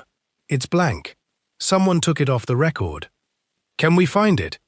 Mackey looked at him. The old sergeant's face was tired and hard and certain. We can't. You can't. I can't. We're a retired sergeant and a guardsman with no standing and a key we shouldn't have. We've gone as far as we can go. Then who? The delivery gate opened. A van pulled through, loaded with crates of vegetables for the kitchens. The civilian guard waved it through and closed the gate. Mackie put the papers back in the folder, closed it, held it out. There's a visit tomorrow, scheduled for 10. The Prince of Wales is coming to review the East Wing renovation plans. He'll be in the long gallery with the keeper of the fabric and the master of the household and half a dozen people who don't want him asking questions about rooms that aren't on the plan. Hale took the folder. You want me to reach him? I want you to think about what a guardsman can do that a sergeant can't. A guardsman stands at a post. A guardsman sees everything. And a guardsman, if he happens to be at the right post at the right time, can be seen. The implication landed. A guardsman could not speak. But a guardsman could be standing in the path of a prince, and a prince who noticed something in a guardsman's hand, a folder that should not be there, a key that should not exist, could ask a question. And a guardsman asked a direct question by a member of the royal family was permitted to answer. The prince doesn't know me, Hale said. He doesn't need to know you. He needs to see you, and he needs to see what you're carrying. That's not a plan. That's a hope. It's the only move left on the board, unless you want to give the key back. Hale looked at the key in his palm. Small, brass, worn at the bow where someone had held it 37 years ago, before hiding it in a coat that would spend 4 decades in a cupboard, and then 4 years in a dead woman's name, and then land in his hand on a Tuesday night in October. He closed his fingers around it. I'll be at the Long Gallery at 10, he said. The Long Gallery at 10 o'clock at night was not a place a guardsman stood without a reason. It was a thoroughfare, not a post. The duty sergeant rostered men at either end during the day, the public entrance at the north door, the private stair at the south. But after 8, when the last tour group had been funneled out and the rope barriers coiled away, the gallery reverted to what it had been for 5 centuries, a passage between 2 parts of a sleeping house. Patrol passed through it twice a watch. No one lingered. Hale had been standing beside the 3rd display case for 14 minutes. The case held a pair of gloves worn by George VI, laid flat on cream velvet, the kid leather yellowed to the color of weak tea. Hale had counted the stitches along the index finger of the left glove 3 times. 41. The same each time. His hands were behind his back in the posture of a man who belonged exactly where he was, and the key was in his right hand, pressed against the seam of his glove where the white kid met the scarlet cuff, invisible from any angle. He had chosen the 3rd case because it was halfway between the north door and the south stair, giving him a view from either direction and a clear line of retreat to the guardroom. No one had come. Mackie had said 10 o'clock. The prince passed through the Long Gallery on Tuesday nights on his way from the private apartments to the East Wing study, a habit recorded in the unwritten logbook of stewards, valets, and a select few guardsmen who made a study of movement. Mackie had checked with the steward's office. Tuesday, 10 o'clock, the East Wing study, as close to certain as a royal schedule ever got. It was 10:07 now, and the gallery was silent. Hale did not shift his weight. He had been trained not to shift his weight. What registered was the absence of footsteps. The gallery was 168 feet long, and at this hour, with the heating off, it made a sound of its own, a low, hollow quiet that amplified every creak, every draft, every distant close of a door. Someone was coming, not from the north door, from the south stair, a single set of footsteps, fast, not heavy, not a man. Hale turned his head 6 degrees, just enough to see the stairwell door at the far end of the gallery, without breaking his posture. It was a junior steward, female, mid-20s, carrying a stack of folded linen. She walked the length of the gallery without looking at him, her flat shoes brushing the runner, and disappeared through the north door. The door closed. The silence came back. Hale did not move. At 10:12, the south door opened again. This time the footsteps were heavier. 2 people. One set measured even, the stride of a man who did not hurry because he had never needed to. The other set quick, adjusting. Someone keeping pace. Hale recognized the rhythm before he saw the figures. Mackie, walking half a step behind. And in front of him, in a dark suit and no tie, his face set in the expression of a man interrupted, and not yet certain it was important. Prince William. Hale did not salute. A guardsman on a fixed post saluted when a royal passed. A guardsman standing in the middle of a corridor at 10 o'clock at night with no visible reason to be there was not on a fixed post, and drawing attention to that fact with a salute was not the move. William stopped 10 feet away. He was taller than Hale expected, and he had the particular stillness of a man who had spent 30 years being looked at and had stopped performing. He looked tired and annoyed, like a man who had been told something and wanted to know whether it was true. Guardsman. Hale saluted now, a clean salute. Your Royal Highness. You're not posted here. No, Your Royal Highness. Where are you posted? East Corridor, Your Royal Highness. The main stair. You're a long way from the East Corridor. Hale said nothing. The silence was the admission. William looked at Mackie. Mackie's face was carefully blank. Then William looked back at Hale. At his hands. At the key, which Hale had shifted as he saluted, so that it lay now across his palm, its brass worn to a dull shine, its teeth visible. What is that? A key, Your Royal Highness. I can see it's a key. What I'm asking is why a guardsman is standing in the long gallery at 10 o'clock at night holding a key that I'm fairly certain he didn't sign out of the guardroom. Because it's not on the board, Your Royal Highness. William's expression did not change, but something behind it shifted. Not on the board? No, Your Royal Highness.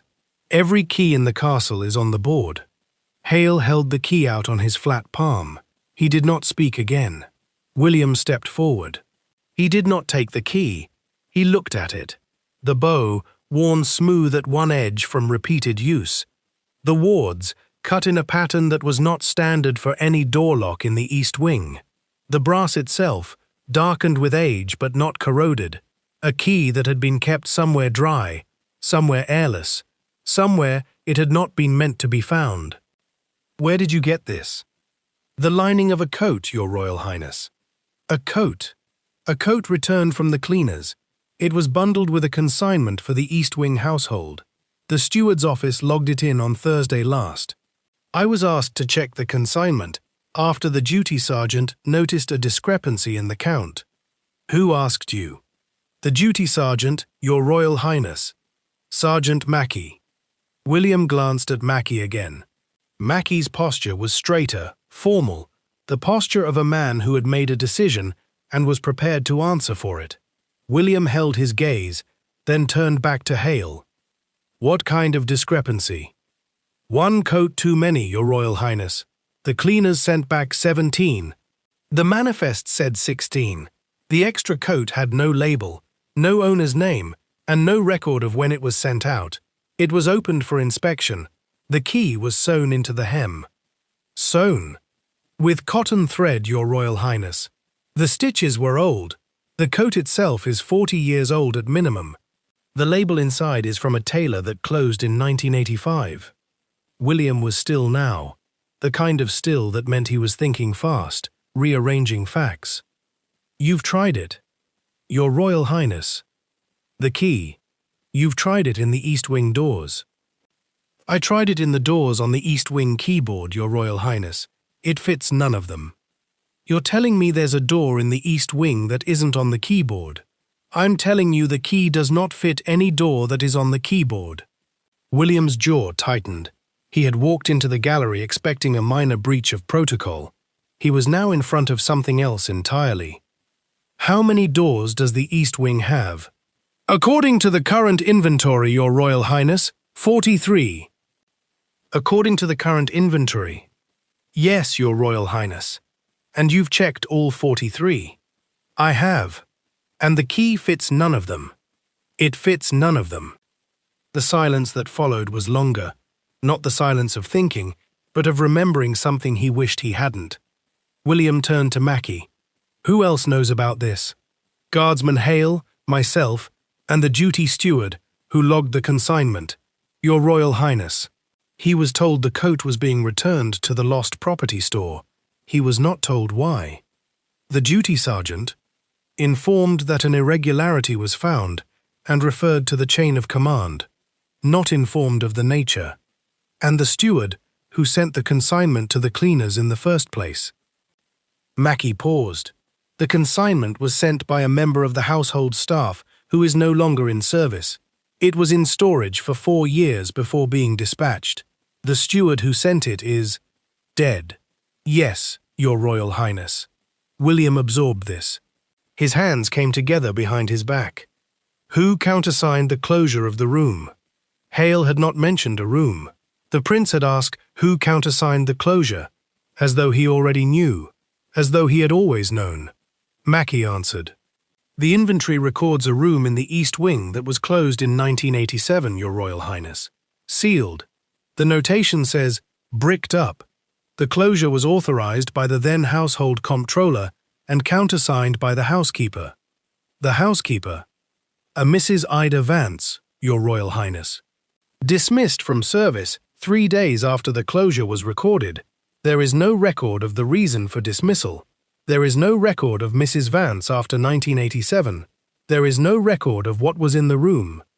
William turned his head very slightly, as though he had heard something at a distance. Show me. The key had never been a door key. Hale understood this now, in the East Wing service corridor at 10:30, with the palace inventory open on a folding table under a bare bulb, and the housekeeper's file, dusty, thin, the cardboard soft with age, beside it. He had tried the key in every door in the East Wing. The wards were wrong. A door key had wards that matched the lock it was cut for.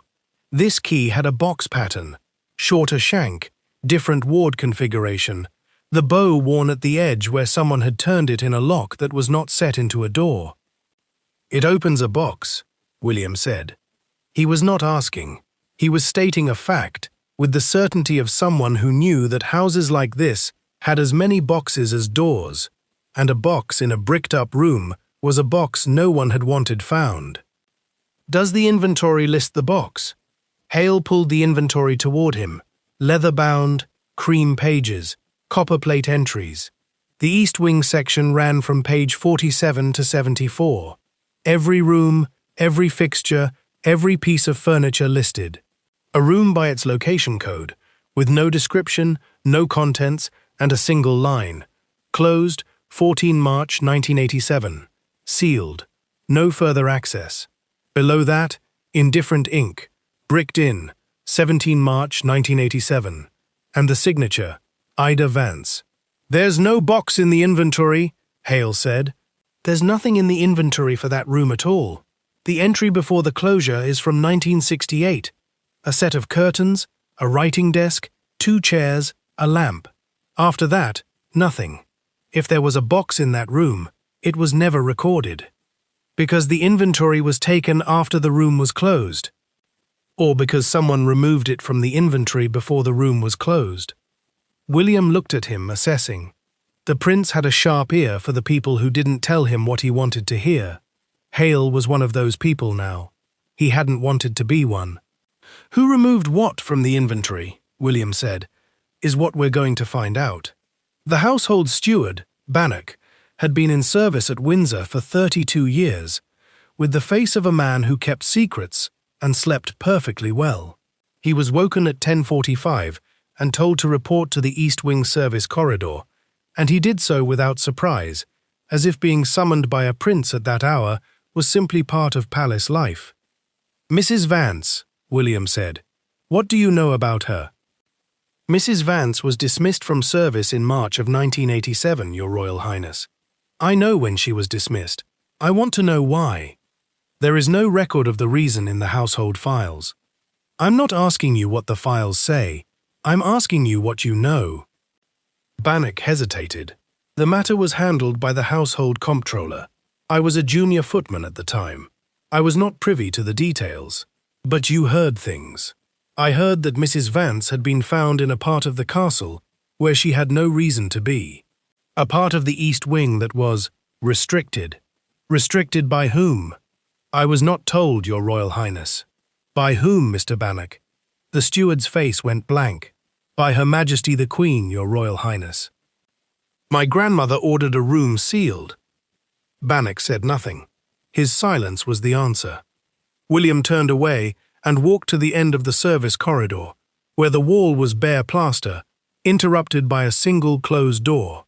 It was a narrow door, painted the same cream as the walls, with no number, no handle, no visible hinges. It looked like a door that had been painted over and forgotten. "This is it," William said. It was not a question. Hale had not known where the room was until an hour ago, when he had cross-referenced the location code in the inventory with the floor plan, a small rectangle at the end of the corridor labeled "Storeroom, Disused, dated 1961. No mention of 1987, no mention of closure or brickwork. The room had vanished from the floor plan the way the box had vanished from the inventory, the way anything inconvenient vanished from the record of a house that had kept its own secrets for 1,000 years. My father will not want this opened. William was standing in front of the door, looking at it the way a man looked at a letter he had not yet decided to read. Your Royal Highness, Bannock said carefully, the inventory records the room as sealed on the authority of the household comptroller and the Queen. To unseal it would require... I know what it would require. William turned. I am the Prince of Wales. I am the heir to the throne, and I am telling you that this room will be opened and its contents will be inventoried, and whatever was hidden here will see the light of day. That is not a request. He looked at Bannock, then at Mackie, then at Hale, who was still holding the key. You did not hide a room from me. William's voice was low and steady and very cold. You hid it from my mother, and she is not here to ask you why. The corridor went silent. No one answered. William turned to Mackie. The inventory will be reopened at 9 o'clock tomorrow morning. A full record of everything in that room will be made. Every item, every box, every key. It will be witnessed by a member of the royal household, a representative of the steward's office, and a solicitor. It will be signed and dated and filed with the palace records. And when it is done, that room will be sealed properly, with a number on the door and a record in the inventory, and my name on the order. Is that clear? Yes, Your Royal Highness. Guardsman Hale. Hale straightened. Your Royal Highness. You broke silence tonight. You left your post. You spoke to a member of the royal family without being addressed. All of these are breaches of standing orders. Yes, Your Royal Highness. You will be reassigned. Gate post, outer courtyard, effective tomorrow. You will not speak of what you found to anyone, including the man who takes over your post, including the duty sergeant who signs your logbook, including the steward who brings you your tea. Yes, Your Royal Highness. William paused. That key, it doesn't open a door, but it opens something, and whatever it opens, it was put in the lining of a coat by a woman who lost her job, and her home, and her name, because she found something she wasn't supposed to find, and she wanted to make sure someone else would find it too. He looked at Hale. She wanted you to find it. Hale said nothing. He had found a key that had waited for him for 37 years, and it had led to a room that should not exist. None of it would change what happened next. Keep the key, William said. You earned it. Then he turned and walked back down the corridor toward the long gallery, Mackie and Bannock following, and Hale was left alone under the bare bulb with the key in his hand, and the door, narrow, cream-painted, handleless, numberless, not on any map, standing closed behind him. The room was opened at 9 o'clock the next morning. Hale was not there. He was at the outer courtyard gate, in the grey October drizzle, his tunic collar turned up, watching the cars come and go through the security barrier. He did not know what was in the room. He did not know if there was a box. He did not know if his key fitted. He knew only what he read in the palace circular 3 days later, that an inventory had been filed for a room in the East Wing that had been previously unrecorded, that the contents had been catalogued and witnessed, that the room had been sealed on the authority of the Prince of Wales, and that the inventory now contained one more line than it had before, a line that had not been there since 1987, a line that had been missing for 37 years, a line that was simply a number and a date and a signature. The signature was Williams. The number was 44. Guardsman Hale stood the outer courtyard gate for 11 days. The roster was amended on the Monday, a single-line entry in the duty sergeant's hand, black ink, no explanation. Hale, D reassigned. Outer court gate, 0600, 1400. The entry sat between two others that required no comment, and no comment was made. The sergeant who wrote it had been told by the watch commander, who had been told by the captain of the King's Guard, who had been told by the private secretary to the Prince of Wales, that Guardsman Hale was not to stand another indoor post until further notice.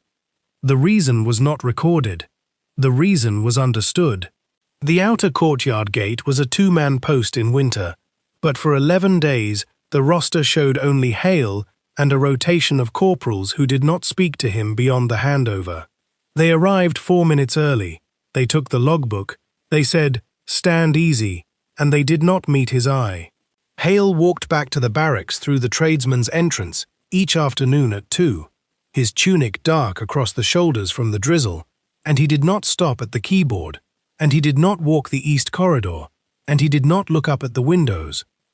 On the third day, he received a letter.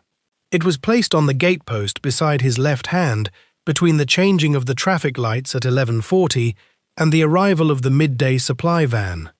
A buff envelope, unsealed, his name printed on the front, in a hand he did not recognize. Inside, a single sheet. At the top, the royal cipher. Beneath it, 11 words. The inventory now has a 44th line. Thank you for your service. No signature, no date. He read it twice, folded it into quarters, and placed it inside his tunic. He stood the gate for 11 days, and on the 11th day, the sun came out low and sharp, and Hale saw the car. A black Daimler, the old model.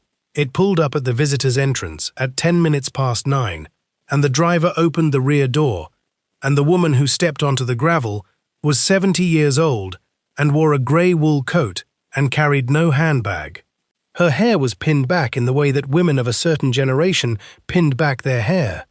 Not for vanity, for permanence. She looked at the gate, and she looked at Hale, and for a moment she did not move. Then she walked towards him. She stopped 4 feet from the barrier. She did not attempt to pass. She stood with her hands at her sides, and her head tilted, the way someone stands when they are reading a document they did not expect to find. "You're the one," she said. It was not a question. Hale did not answer. "I was told there was a guardsman. I wasn't told his name. They don't put names in the circular. But you're the one." She looked at him for a long moment. Her eyes were pale and dry and steady. "I was the housekeeper on the East Wing. Before it was closed, I was dismissed in the spring of 1987.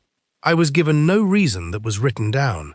I was told only that my post was redundant and my accommodation was required for other purposes, and I was to leave Windsor by the end of the week. I had been in service for 22 years. She said it without self-pity, the way the quartermaster listed stores, item by item, each one accounted for. They gave me a reference. It was signed by the Lord Chamberlain's office. It said I was diligent and trustworthy, and had given no cause for complaint. It did not say why I was being turned out of my room with 5 days' notice. I asked. I was told the question was inappropriate. A car swept past on the main drive, heading for the state entrance. Neither of them turned. I kept the key, she said. Hale's hands did not move. The white gloves on the gatepost did not move. I kept it because they didn't ask for it back. The steward who supervised my departure checked my trunk and my boxes and my coat pockets, but he did not ask for the key. I think he forgot it existed. It wasn't on any board. It wasn't in any logbook. It wasn't recorded anywhere that I could see, and I looked. I looked for years afterwards, whenever I met someone who had worked at Windsor. I asked if they knew what room it opened. No one did. No one had ever heard of a room without a number. She paused. A helicopter passed low to the north. When I saw the circular, I knew someone had found it. They didn't mention a key, but I knew.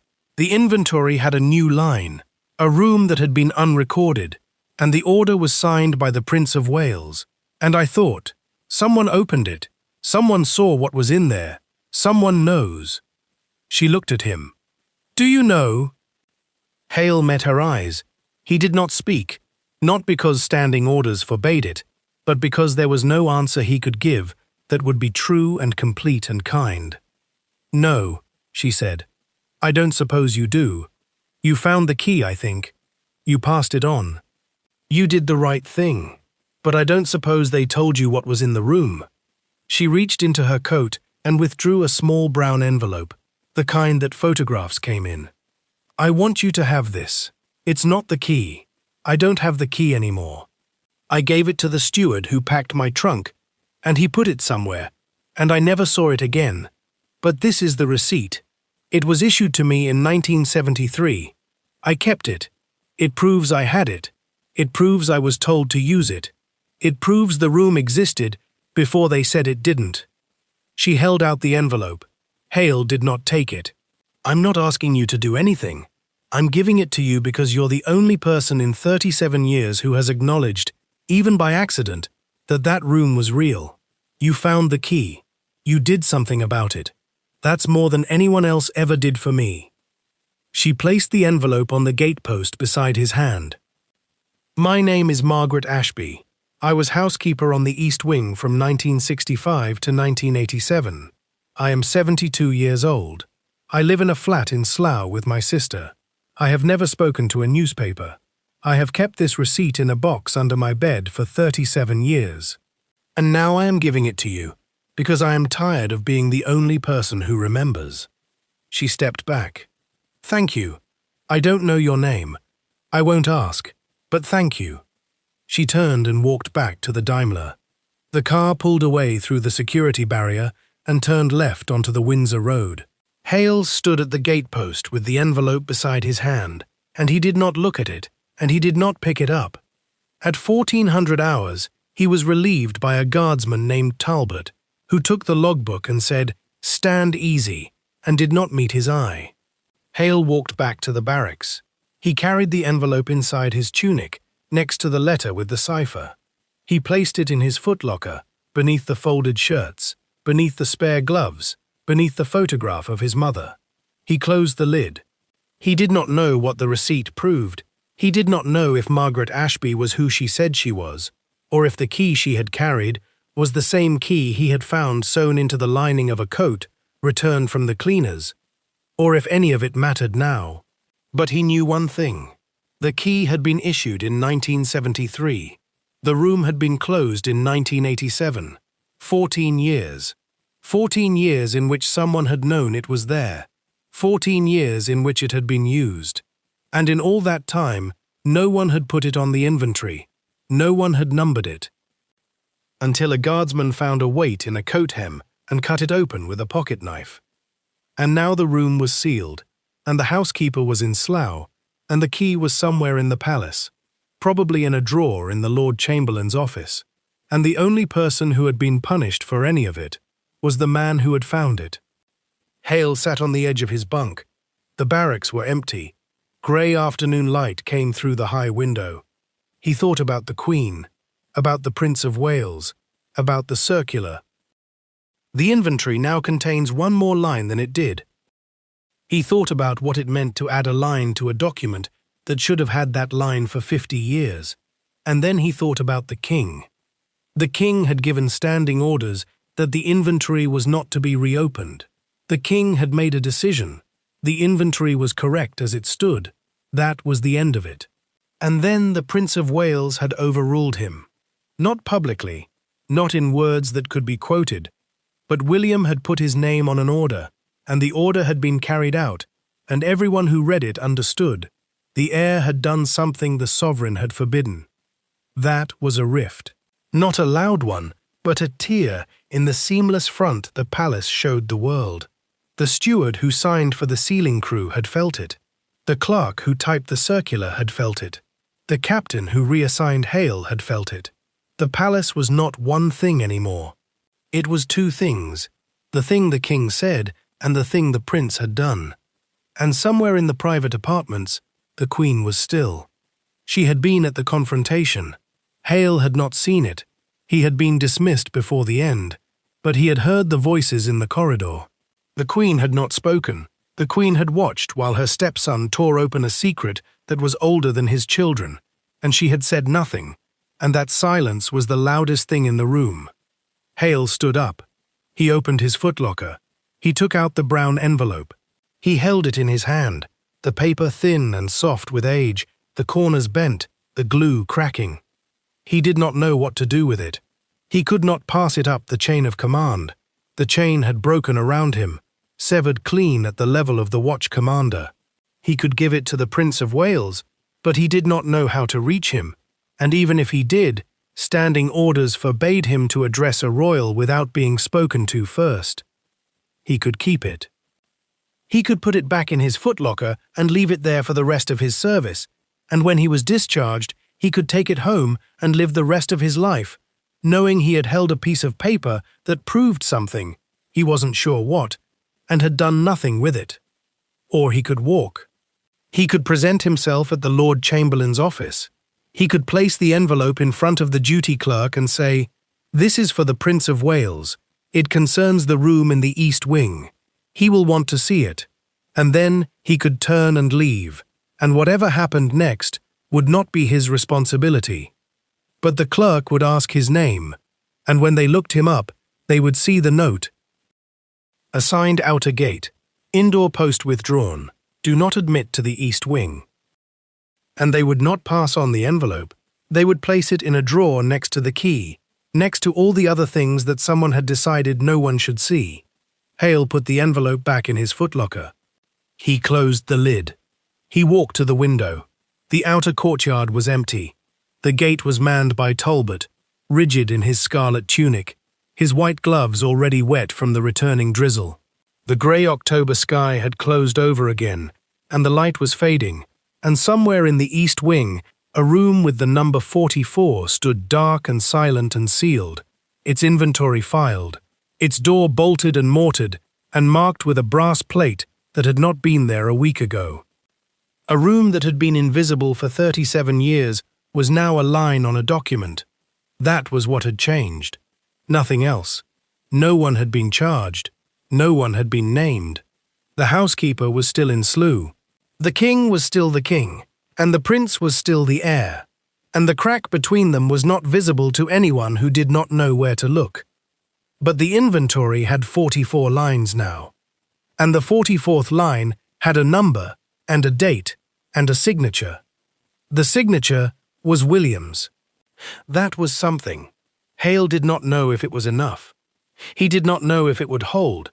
He did not know if, in a year or 50, someone would open the inventory and find that line and ask what it meant, and the secret would unspool itself all over again. But it was something. He stood at the window until the light was gone, and the courtyard lights came on, and the drizzle turned to rain. Then he lay down on his bunk and closed his eyes, and he did not dream. In the morning, the envelope was still in his footlocker. In the morning, the roster still had his name on the outer gate. In the morning, a sealed room in the East Wing had been sealed for exactly 8 days, and the palace had already begun to forget that it had ever been anything other than room 44, with a number and a date and a place on the inventory that it should have had all along. And then, at 9:07, the telephone on the duty sergeant's desk rang. The sergeant answered. He listened. He put down the receiver. He walked to the barracks door and looked across the room at Hale, who was lacing his boots. "Guardsman Hale," he said. Hale looked up. "You're to report to the Prince of Wales's private secretary at 1100 hours. The sergeant did not say why. He turned and walked back to his desk, and he picked up his pen, and he wrote something in the logbook that Hale could not read.